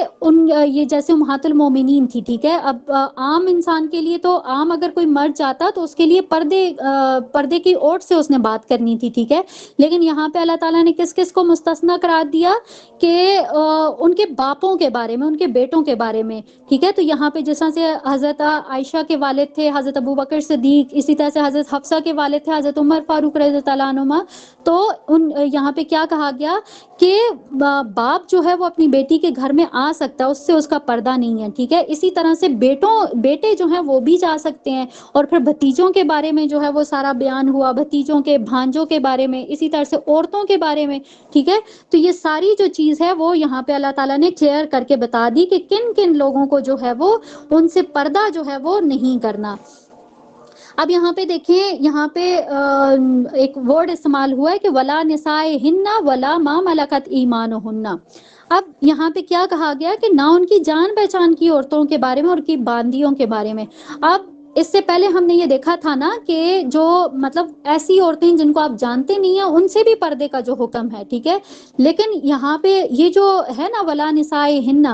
تو اس سے نا مفسرین نے جو ہے وہ ان کے مختلف موقف ہیں، ٹھیک ہے. کچھ کے اکارڈنگ جو ہے وہ یہ کہتے ہیں کہ عورت کا عورت سے پردہ نہیں ہے، ٹھیک ہے، لیکن کچھ یہ کہتے ہیں کہ مسلمان عورت جو ہے وہ اس کو جو رشتہ دار نہیں ہے، ٹھیک ہے، ایسی عورتیں مطلب جو جان پہچان کی نہیں ہے ان عورتوں سے بھی جو ہے وہ پردہ کرنا چاہیے، ٹھیک ہے. اسی طرح سے یہاں پہ کچھ مفسرین کے اکارڈنگ اس کا یہ مطلب ہے کہ وہ والی عورتیں جو کہ بے حیائی پھیلاتی ہیں معاشرے میں، ٹھیک ہے، تو ایسی عورتوں سے بھی پردہ دار یہ جو مسلمان خواتین ہیں یا جو مومنہ ہیں ان کو پردہ کرنا چاہیے. اس کے پیچھے ریزن کیا ہے؟ تاکہ ایسی عورتوں سے جو ہے وہ نفرت کا اظہار ہو اور ان کی شر سے بچا جا سکے، ٹھیک ہے. تو یہاں پہ اس کو ہم نے بہت اچھے سے سمجھنا ہے کہ یہ جو عورتوں کا عورتوں سے پردہ ہے نا، اس کو بھی جو ہے وہ یہ بھی ایک اس طرح کا معاملہ ہے کہ اس کے پیچھے بھی جو حکمت ہے وہ بھی بتا دی گئی ہے. اور آخر میں کیا کہا گیا کہ اے نبی کی بیویوں تم اللہ سے ڈرتی رہو، یقیناً اللہ ہر چیز پر گواہ ہے۔ اب یہاں پہ کیا کہا گیا، مطلب ساری چیز پوری ایک کلیئر کر دی گئی ہے، اور پھر اس کے بعد جو ہے وہ یہاں پہ بتا دیا گیا کہ نبی کی بیویوں مطلب ڈائریکٹ مخاطبت جو ہے وہ ان کے ساتھ کی گئی ہے کہ اللہ تعالیٰ سے ڈرتی رہو، اللہ تعالیٰ ہر چیز کے اوپر گواہ ہے، ٹھیک ہے۔ آگے دیکھیں آیت نمبر 56 ہے، یقیناً اللہ اور اس کے فرشتے رحمتیں نازل کرتے ہیں نبی صلی اللہ علیہ وسلم پر، اور اے ایمان والو تم بھی آپ صلی اللہ علیہ وسلم پر رحمتیں اور سلام بھیجا کرو۔ اب یہاں اگر اس آیت میں دیکھیں گے تو یہاں پہ نا نبی کریم صلی اللہ علیہ وسلم کی ایک امپورٹنس ہمیں نظر آتی ہے، ٹھیک ہے، ان کا مقام، ان کا رتبہ جو ہے وہ نظر آتا ہے۔ کیسے؟ اب یہاں پہ دیکھیں جیسا سے ہم یہ دیکھتے ہیں کہ پچھلی آیات میں جو ہے وہ پردے کی بات کی گئی، پھر نبی کریم صلی اللہ علیہ وسلم کو جو ہے وہ ہم نے دیکھا تھا کہ ان کی جو ازواج ہیں ان کی ذات سے ایذا پہنچانے کی جو بات تھی وہ کی گئی، اس سے منع کیا گیا۔ اب اس سارے پورے کانٹیکسٹ کے بیچ میں جو ہے یہاں پہ یہ آیت جو آئی ہے اس کا کیا مقصد ہے، اس کے پیچھے کیا حکمت ہے، ٹھیک ہے۔ تو یہاں پہ امت کو یہ بات سمجھائی جا رہی ہے کہ یہ جو نبی کریم صلی اللہ علیہ وسلم کی ذات ہے نا، یہ کوئی معمولی انسان نہیں ہے، ٹھیک ہے، ان کا مقام، ان کا جو مرتبہ ہے وہ بہت ہی اعلیٰ ہے، تو اس کی وجہ سے نبی کریم صلی اللہ علیہ وسلم ہیں جو وہ سب کے لیے واجب الاحترام ہے۔ اب یہاں پہ اللہ تعالیٰ نے کس طرح سے ان کو فضیلت بخشی کہ اللہ تعالیٰ اور اس کے فرشتے آپ صلی اللہ علیہ وسلم پر درود بھیجتے ہیں، تو اس لیے یہاں پہ کیا کہا گیا کہ نبی کریم صلی اللہ علیہ وسلم کو تکلیف پہنچانے سے اجتناب جو ہے وہ کرو، مطلب امت کو یہ کہا گیا کہ ان کو تکلیف پہنچانے سے اجتناب کرو، ان کا احترام کرو۔ کیوں؟ کیونکہ اللہ اور اس کے جو فرشتے ہیں وہ بھی نبی کریم صلی اللہ علیہ وسلم کے اوپر درود بھیجتے ہیں، تو اس لیے مناسب یہی ہے کہ تم بھی ان کے لیے درود پڑھا کرو۔ تو یہاں پہ ہم یہ چیز دیکھتے ہیں کہ جس طرح سے یہ جتنے بھی منافقین تھے یا پھر مشرکین تھے، یہ ہر وقت ان کی یہی کوشش ہوتی تھی کہ یہ نبی کریم صلی اللہ علیہ وسلم کو تکلیف پہنچائیں، ان کو ایذا پہنچائیں، ان کو پریشان کریں، ٹھیک ہے۔ تو اسی لیے ان آیات کے بیچ میں اللہ تعالیٰ نے یہ آیت رکھی کہ اللہ، یہ جو نبی ہیں، یہ جو رسول تم لوگوں کے بیچ میں موجود ہیں، ان کا بہت بڑا مرتبہ ہے، ان کا بہت بڑا مقام ہے، کوئی عام انسان نہیں ہے کہ جن کو تم اس طرح سے پریشان کر رہے ہو، ان کو ایذا دے رہے ہو، ٹھیک ہے۔ پھر اگلی آیت میں اللہ تعالیٰ نے کیا کہا کہ یقیناً وہ لوگ جو کہ ایذا پہنچاتے ہیں اللہ اور اس کے رسول کو، اللہ نے لعنت کی ہے ان پر دنیا اور آخرت دونوں میں، اور ان کے لیے اہانت امیز عذاب تیار کر رکھے۔ یہاں پہ اللہ تعالیٰ نے یہاں پہ اس کا انجام بھی بتا دیا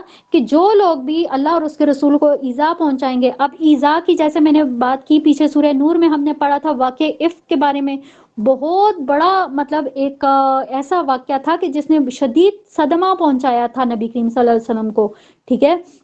تو یہ جو چیز ہے یہاں پہ بھی اللہ تعالیٰ نے یہاں پہ کیا کلیئر کر دیا کہ جو لوگ بھی اس طرح سے رسول کو جو ہے وہ پریشان کرتے ہیں، اس کو ایذا پہنچاتے ہیں، تو اللہ تعالیٰ نے ایسے لوگوں کے اوپر دنیا میں بھی لعنت کی ہے اور آخرت میں بھی جو ہے وہ ان کے لیے ایک دردناک عذاب ہے۔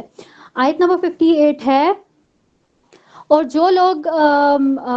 لوگ مومن مردوں اور مومن عورتوں کو بلا وجہ تکلیف دیتے ہیں، انہوں نے بہت بڑے بہتان اور کھلے گناہ کا وبال اپنے اوپر لے لیا۔ اب یہاں پہ کس طرح سے بتایا گیا، جس طرح سے نبی کریم صلی اللہ علیہ وسلم کے حوالے سے تو اللہ تعالیٰ نے بات کی، لیکن اللہ تعالیٰ جو ہے وہ اپنے مومن جو مرد یا عورتیں ہیں ان کو بھی اللہ تعالیٰ نے پیچھے نہیں چھوڑا، ٹھیک ہے۔ یہاں پہ بھی وہ بات بھی کلیئر کر دی کہ جو لوگ بھی مطلب نبی کریم صلی اللہ علیہ وسلم کو تو جو نقصان پہنچا رہے ہیں، تکلیف پہنچا رہے ہیں، ان کے لیے تو لعنت ہے ہی ہے، ٹھیک ہے، لیکن جو کسی مومن مرد یا عورت کو بھی جو ہے وہ تکلیف پہنچائیں گے تو وہ بھی جو ہے وہ بھی اسی طرح سے انہی لوگوں میں شمار ہوں گے جن کے لیے اللہ تعالیٰ نے جو ہے وہ دردناک عذاب تیار کر رکھا ہے۔ اب یہ وہ سیم وہی والی بات ہے جس طرح سے حضرت عائشہ، ان کو کتنا اس بات سے کتنا صدمہ پہنچا تھا، پہلے تو ان کو یہ بات معلوم ہی نہیں تھی، لیکن جس وقت ان کو معلوم ہوئی تھی تو ہم نے یہ بہت اچھے سے پڑھا تھا نا کہ ان کی کیا کنڈیشن ہو گئی تھی، وہ بیمار ہو گئی تھیں، اور پھر سارا مطلب کس طرح کا وہ سارا معاملہ ہوا تھا۔ تو اسی لیے یہاں پہ اللہ تعالیٰ نے اس چیز کو بھی کلیئر کر دیا کہ کسی بھی مومن مرد یا کسی بھی مومن عورت کو جو ہے وہ اس کو بھی جو ہے وہ اس کے اوپر بھی الزام یا بہتان یا اس طرح کے جو ہے وہ ان ساری چیزوں سے اس کو بھی ایذا نہیں پہنچانی ہے، اس کو بھی اذیت نہیں دینی ہے۔ پھر اس کے بعد دیکھیں یہاں پہ ہم نے یہ بھی دیکھا تھا، ہم نے سورہ نور کے اندر ہی دیکھا تھا، ٹھیک ہے، کہ یہ جو حد قذف تھی، ٹھیک ہے، وہ بھی وہاں پہ ہوئی تھی نا کہ کوئی بھی مومن عورت کے اوپر اگر بہتان لگائے گا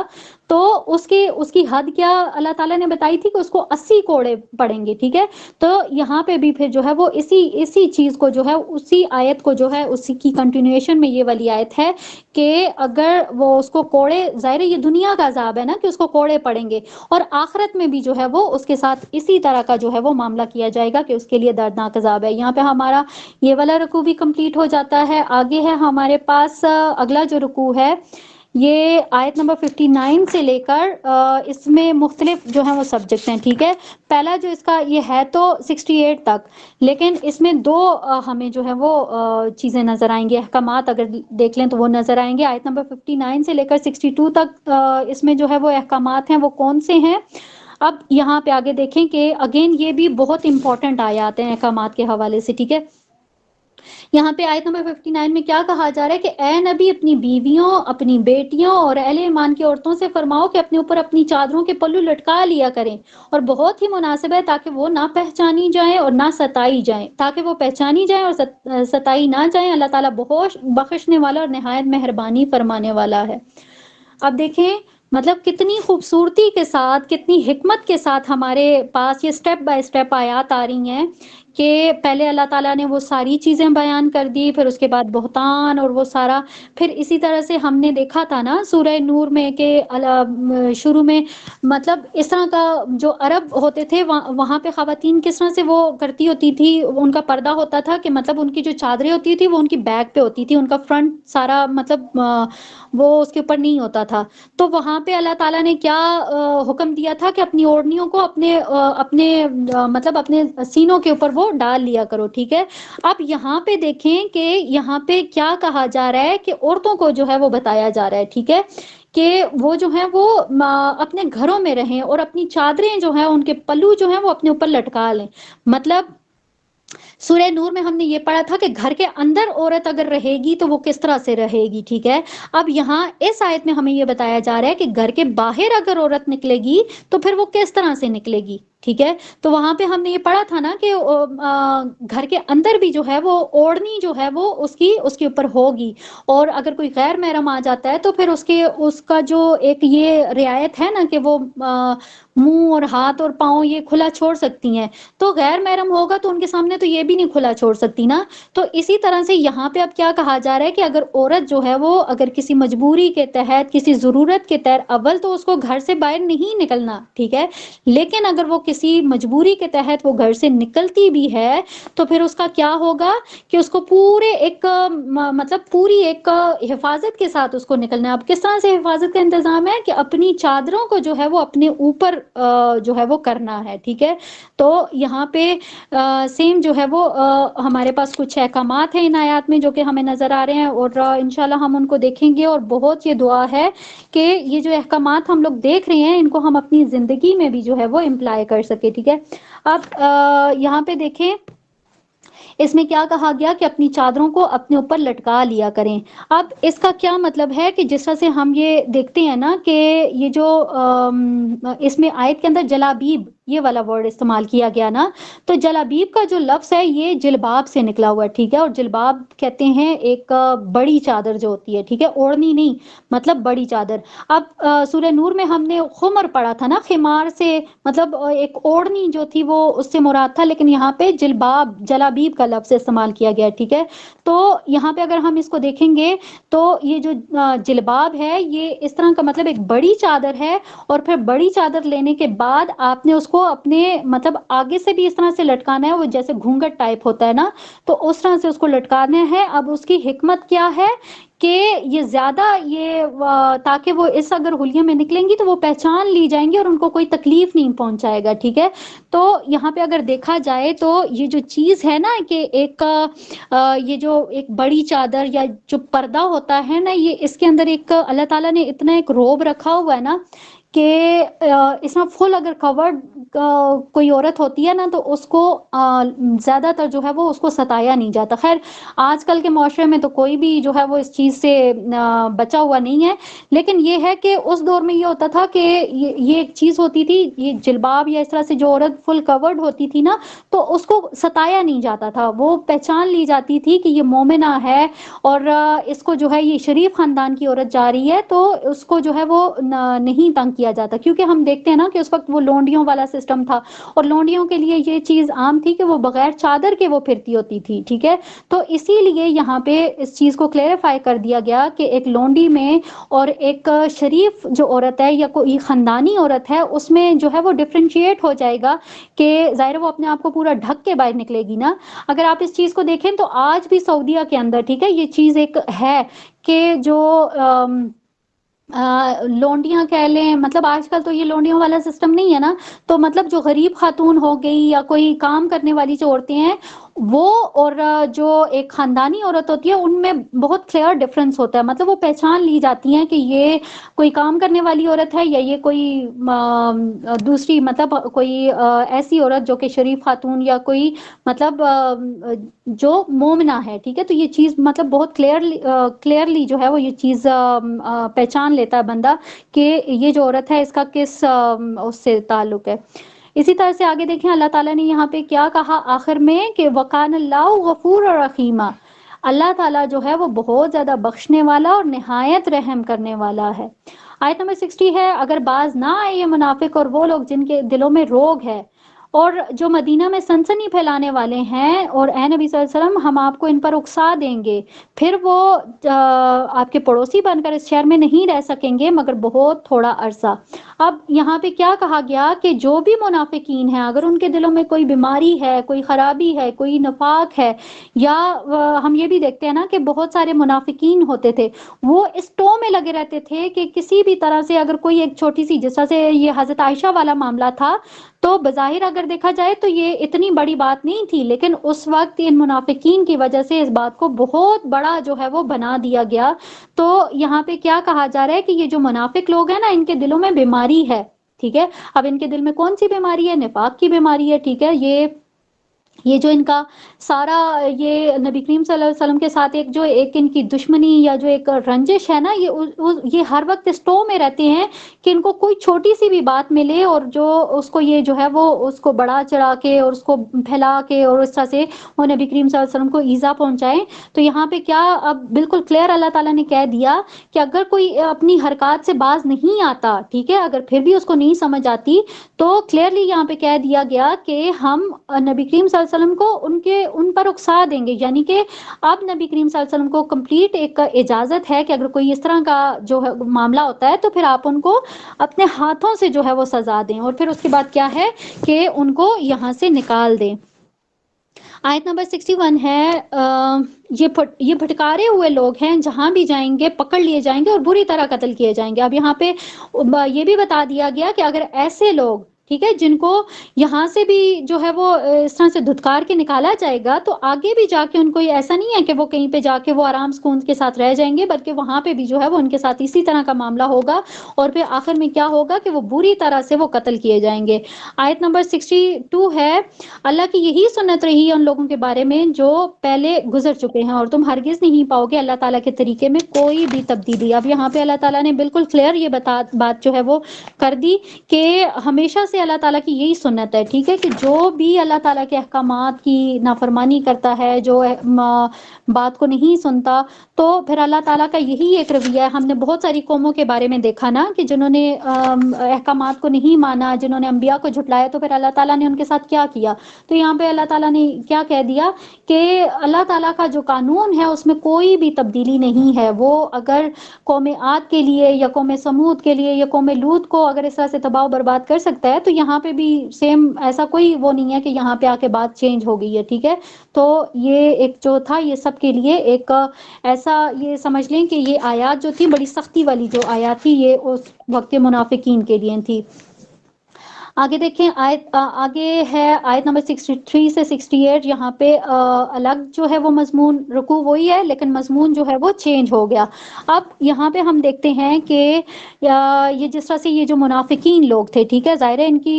یہ جو منافقت تھی، یہ ان کی یہ ان ساری چیزوں کا جو تھا وہ آخر میں آ کے وہ کیا کہتے ہوتے تھے کہ بھائی آپ ہمیں یہ بتا دیں کہ قیامت کب آئے گی، ٹھیک ہے۔ ہم نے بہت دفعہ یہ پہلے دیکھا نا کہ وہ جب عذاب کی بات کرتے تھے، معجزات کی بات کرتے تھے، تو پھر وہ یہ بھی کوشچن کرتے ہوتے تھے کہ اچھا یہ بتائیں کہ قیامت کب آئے گی، ٹھیک ہے۔ سیم وہی چیز جو ہے وہ اس رکوع میں بھی اس کو ریپیٹ کیا جا رہا ہے۔ اب آیت نمبر 63 میں دیکھیں کیا کہا جا رہا ہے کہ اے نبی صلی اللہ علیہ وسلم، یہ آپ سے قیامت کے بارے میں پوچھتے ہیں، کہہ دیجئے کہ اس کا علم تو اللہ ہی کے پاس ہے، اور تمہیں کیا معلوم شاید کہ قیامت قریبی آ چکی ہو۔ بے شک اللہ نے کافروں پر لعنت فرمائی ہے اور اس کے لیے دہکتی ہوئی آگ تیار کر رکھی ہے، اور وہ اس میں رہیں گے ہمیشہ ہمیش، نہیں پائیں گے وہ کوئی حمایتی اور نہ ہی کوئی مددگار۔ اور جس دن ان کے چہرے آگ میں الٹ پلٹ کیے جائیں گے، اس وقت وہ کہیں گے ہائے کاش ہم نے اللہ کی اطاعت کی ہوتی اور ہم نے رسول کی اطاعت کی ہوتی۔ اب یہاں پہ دیکھیں سیم وہی ساری چیزیں جو ہیں وہ بیان کی جا رہی ہیں کہ جس طرح سے وہ پوچھتے ہوتے تھے قیامت کے بارے میں، جی قیامت کب آئے گی، تو اس سے پہلے بھی اسی طرح سے اللہ تعالیٰ نے یہ نبی کریم صلی اللہ علیہ وسلم کے ذریعے سے یہ کہلوایا تھا کہ قیامت کا تو کسی کو بھی نہیں معلوم، ایون انبیاء کو بھی اللہ تعالیٰ نے یہ علم نہیں دیا۔ قیامت کا صرف اور صرف علم جو ہے وہ اللہ تعالیٰ کے پاس ہے اور کسی کے پاس بھی نہیں ہے۔ تو یہاں پہ کیا کہا کہ تم یہ جس قیامت کی بات کر رہے ہو، کیا پتہ وہ قریب ہی ہو، کیا پتہ وہ اسی وقت آ جائے۔ اور پھر اس کے بعد یہاں پہ انجام بتایا گیا کہ یہ جو اللہ تعالیٰ نے کافروں کے لیے یہ جو قیامت کر رہے ہیں نا، تو ان کے لیے اللہ تعالیٰ نے آگ تیار کی ہوئی ہے۔ اور پھر سارا جو ہے وہ پوری ان آیات میں جو ہے وہ ہمیں ان کفار کا یا منافقین یا مشرکین ان کی ایک انجام جو ہے وہ نظر آتا ہے۔ آیت نمبر 68 میں دیکھیں یہاں پہ کیا کہا جا رہا ہے کہ وہ جب ان کے چہرے آگ میں الٹ پلٹ کیے جائیں گے تو وہ کہیں گے ہائے کاش کہ ہم نے اطاعت کی ہوتی، اور کہیں گے کہ اے ہمارے پروردگار، ہم نے اپنے سرداروں اور اپنے بڑوں کی اطاعت کی تو انہوں نے ہمیں سیدھے راستے سے بھٹکا دیا۔ اے ہمارے پروردگار، تو ان کو دگنا عذاب دے اور ان پر لعنت فرما، اور بہت ہی بری لعنت۔ مطلب آخرت میں نا ہر ایک کو جس وقت یہ معلوم ہو جائے گا کہ ہم نے ظلم کیا، ہم نے جو حق کو نہیں مانا، ہم نے جو رسولوں کی اطاعت نہیں کی، تو وہ سارا اپنا جو گناہ ہے نا وہ اپنے بڑوں پہ ڈال دیں گے، ٹھیک ہے، کہ ہم نے انہوں نے ہمیں بہکایا تھا۔ تو یہاں پہ اب چاہے بڑے ہوں یا چاہے چھوٹے ہوں، تو رستے سے جو بہکا ہوا ہے، جو آیات کا انکار کرتا ہے یا جو کسی کی اطاعت میں انکار کرتا ہے، عذاب تو سب کے لیے ایک جیسا ہی ہے۔ آگے ہے آیت نمبر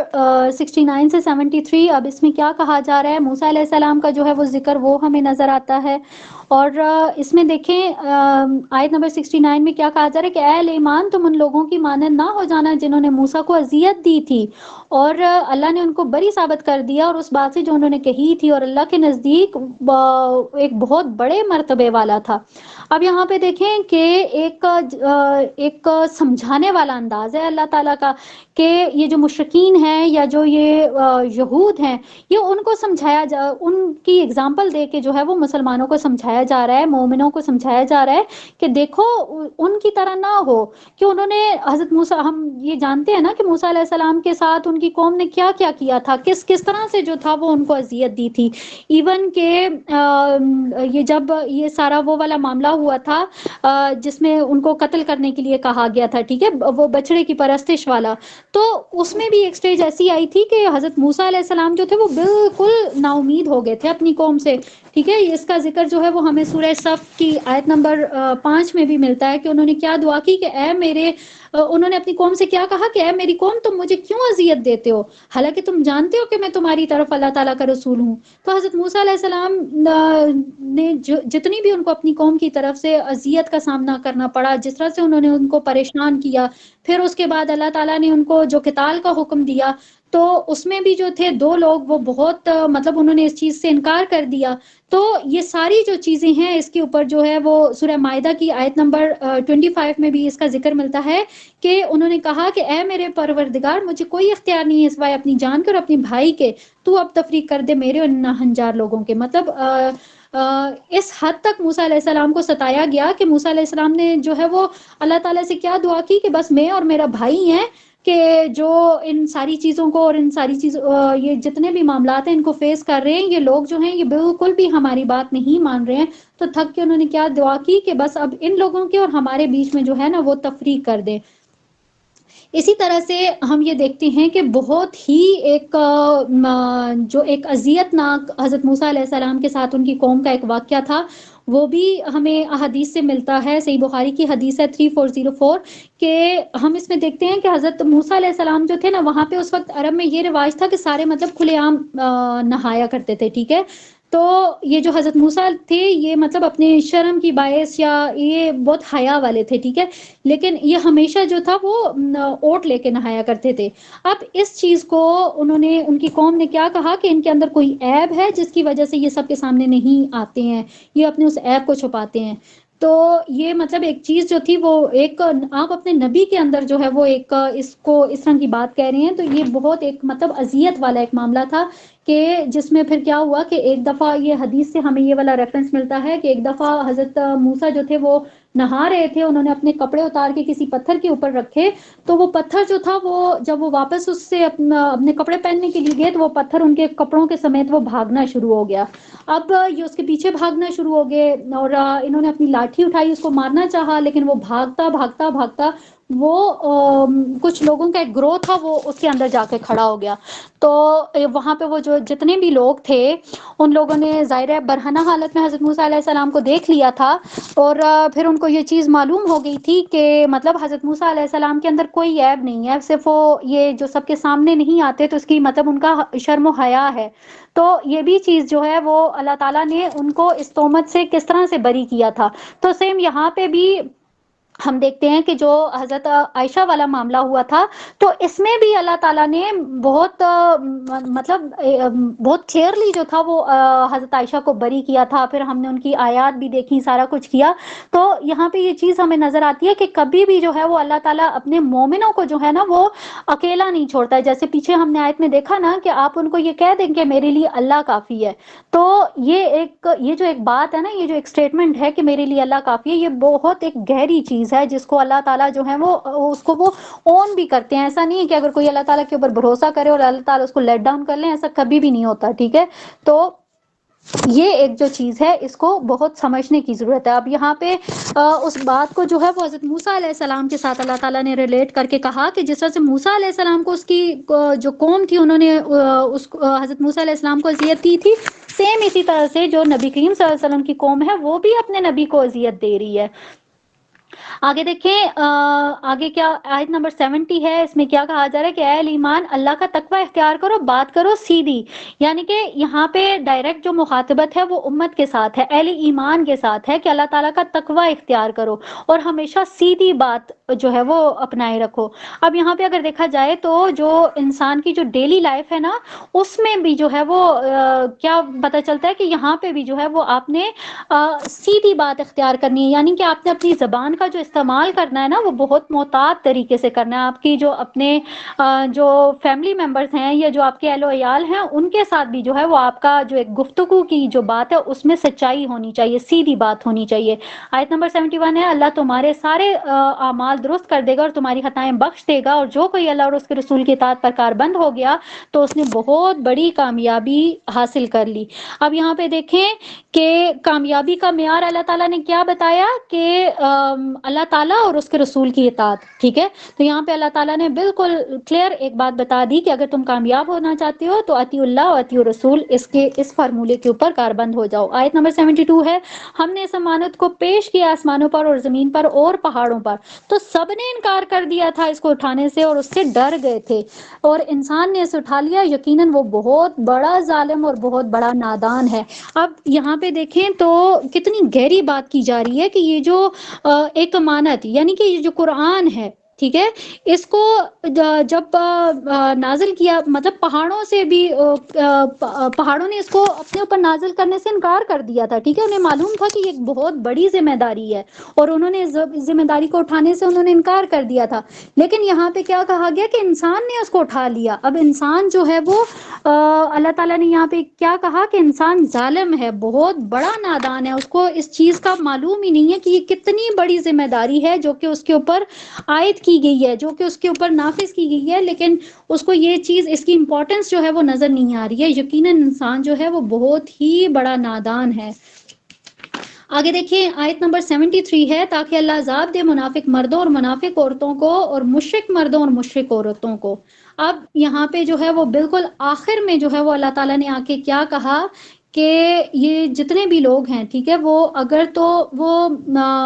وہ توبہ کرتے ہیں، ٹھیک ہے، ان کو پہلے اللہ تعالیٰ کی طرف سے توبہ کی توفیق جو ہے وہ ملے، تو یہاں پہ اللہ تعالیٰ نے کیا کہا کہ اللہ تعالیٰ بخشنے والا ہے، نہایت رحم کرنے والا ہے. تو سیم یہ جس طرح سے ہم یہ دیکھتے ہیں کہ یہ جو سورہ احزاب ہے، یہ جو مدنی صورتوں کا جو گروپ تھا، اس میں یہ آخری صورت تھی. جیسا سے شروع میں نے آپ کو بتایا کہ احکامات کے حوالے سے اگر اس کو دیکھا جائے تو یہ بالکل آخری سورہ آتی ہے. اور اس میں اللہ تعالیٰ نے کس طرح سے کہا کہ منافق مرد اور منافق عورت، ٹھیک ہے، اور اسی طرح سے مشرک مرد اور مشرک عورت. اب مشرک مرد اور عورت کو تو ہم کلیئرلی سمجھ سکتے ہیں نا، کہ وہ لوگ جو کہ اللہ تعالیٰ کے ساتھ شریک کرتے ہیں. لیکن جو منافق ہے نا، اس کو جو ہے نا یہ سمجھنا تھوڑا سا مشکل ہو جاتا ہے کہ منافق کہنے کا تو وہ مسلمان ہوتا ہے، ٹھیک ہے، لیکن جو ہے وہ اس کے جو معاملات ہوتے ہیں نا، وہ وہی والے ہوتے ہیں کہ دل میں کچھ اور زبان پہ کچھ. تو یہاں پہ اللہ تعالیٰ نے کیا کہا کہ اللہ تعالیٰ رحمت کے ساتھ ان کے اوپر اگر توجہ فرمائے مومن مردوں اور عورتوں کے اوپر، تو اللہ تعالیٰ جو ہے وہ بخشنے والا بھی ہے اور مہربان بھی ہے. یعنی کہ اگر یہ جو منافق مرد اور منافق عورتیں اگر ان کو بھی اپنی غلطی کا احساس ہو جائے، اگر یہ اس کے اوپر توبہ کر لیں، تو اللہ تعالیٰ جو ہے وہ بخشنے والا بھی ہے اور رحم کرنے والا بھی ہے. الحمدللہ یہاں پہ ہماری جو سورہ ہے وہ کمپلیٹ ہو گئی ہے. اور اس کے اندر جتنے احکامات ہم نے دیکھے، جتنے سوشل ایٹیکیٹس ہم نے دیکھے اپنی ڈیلی لائف میں، جو ہم نے دیکھا کہ کس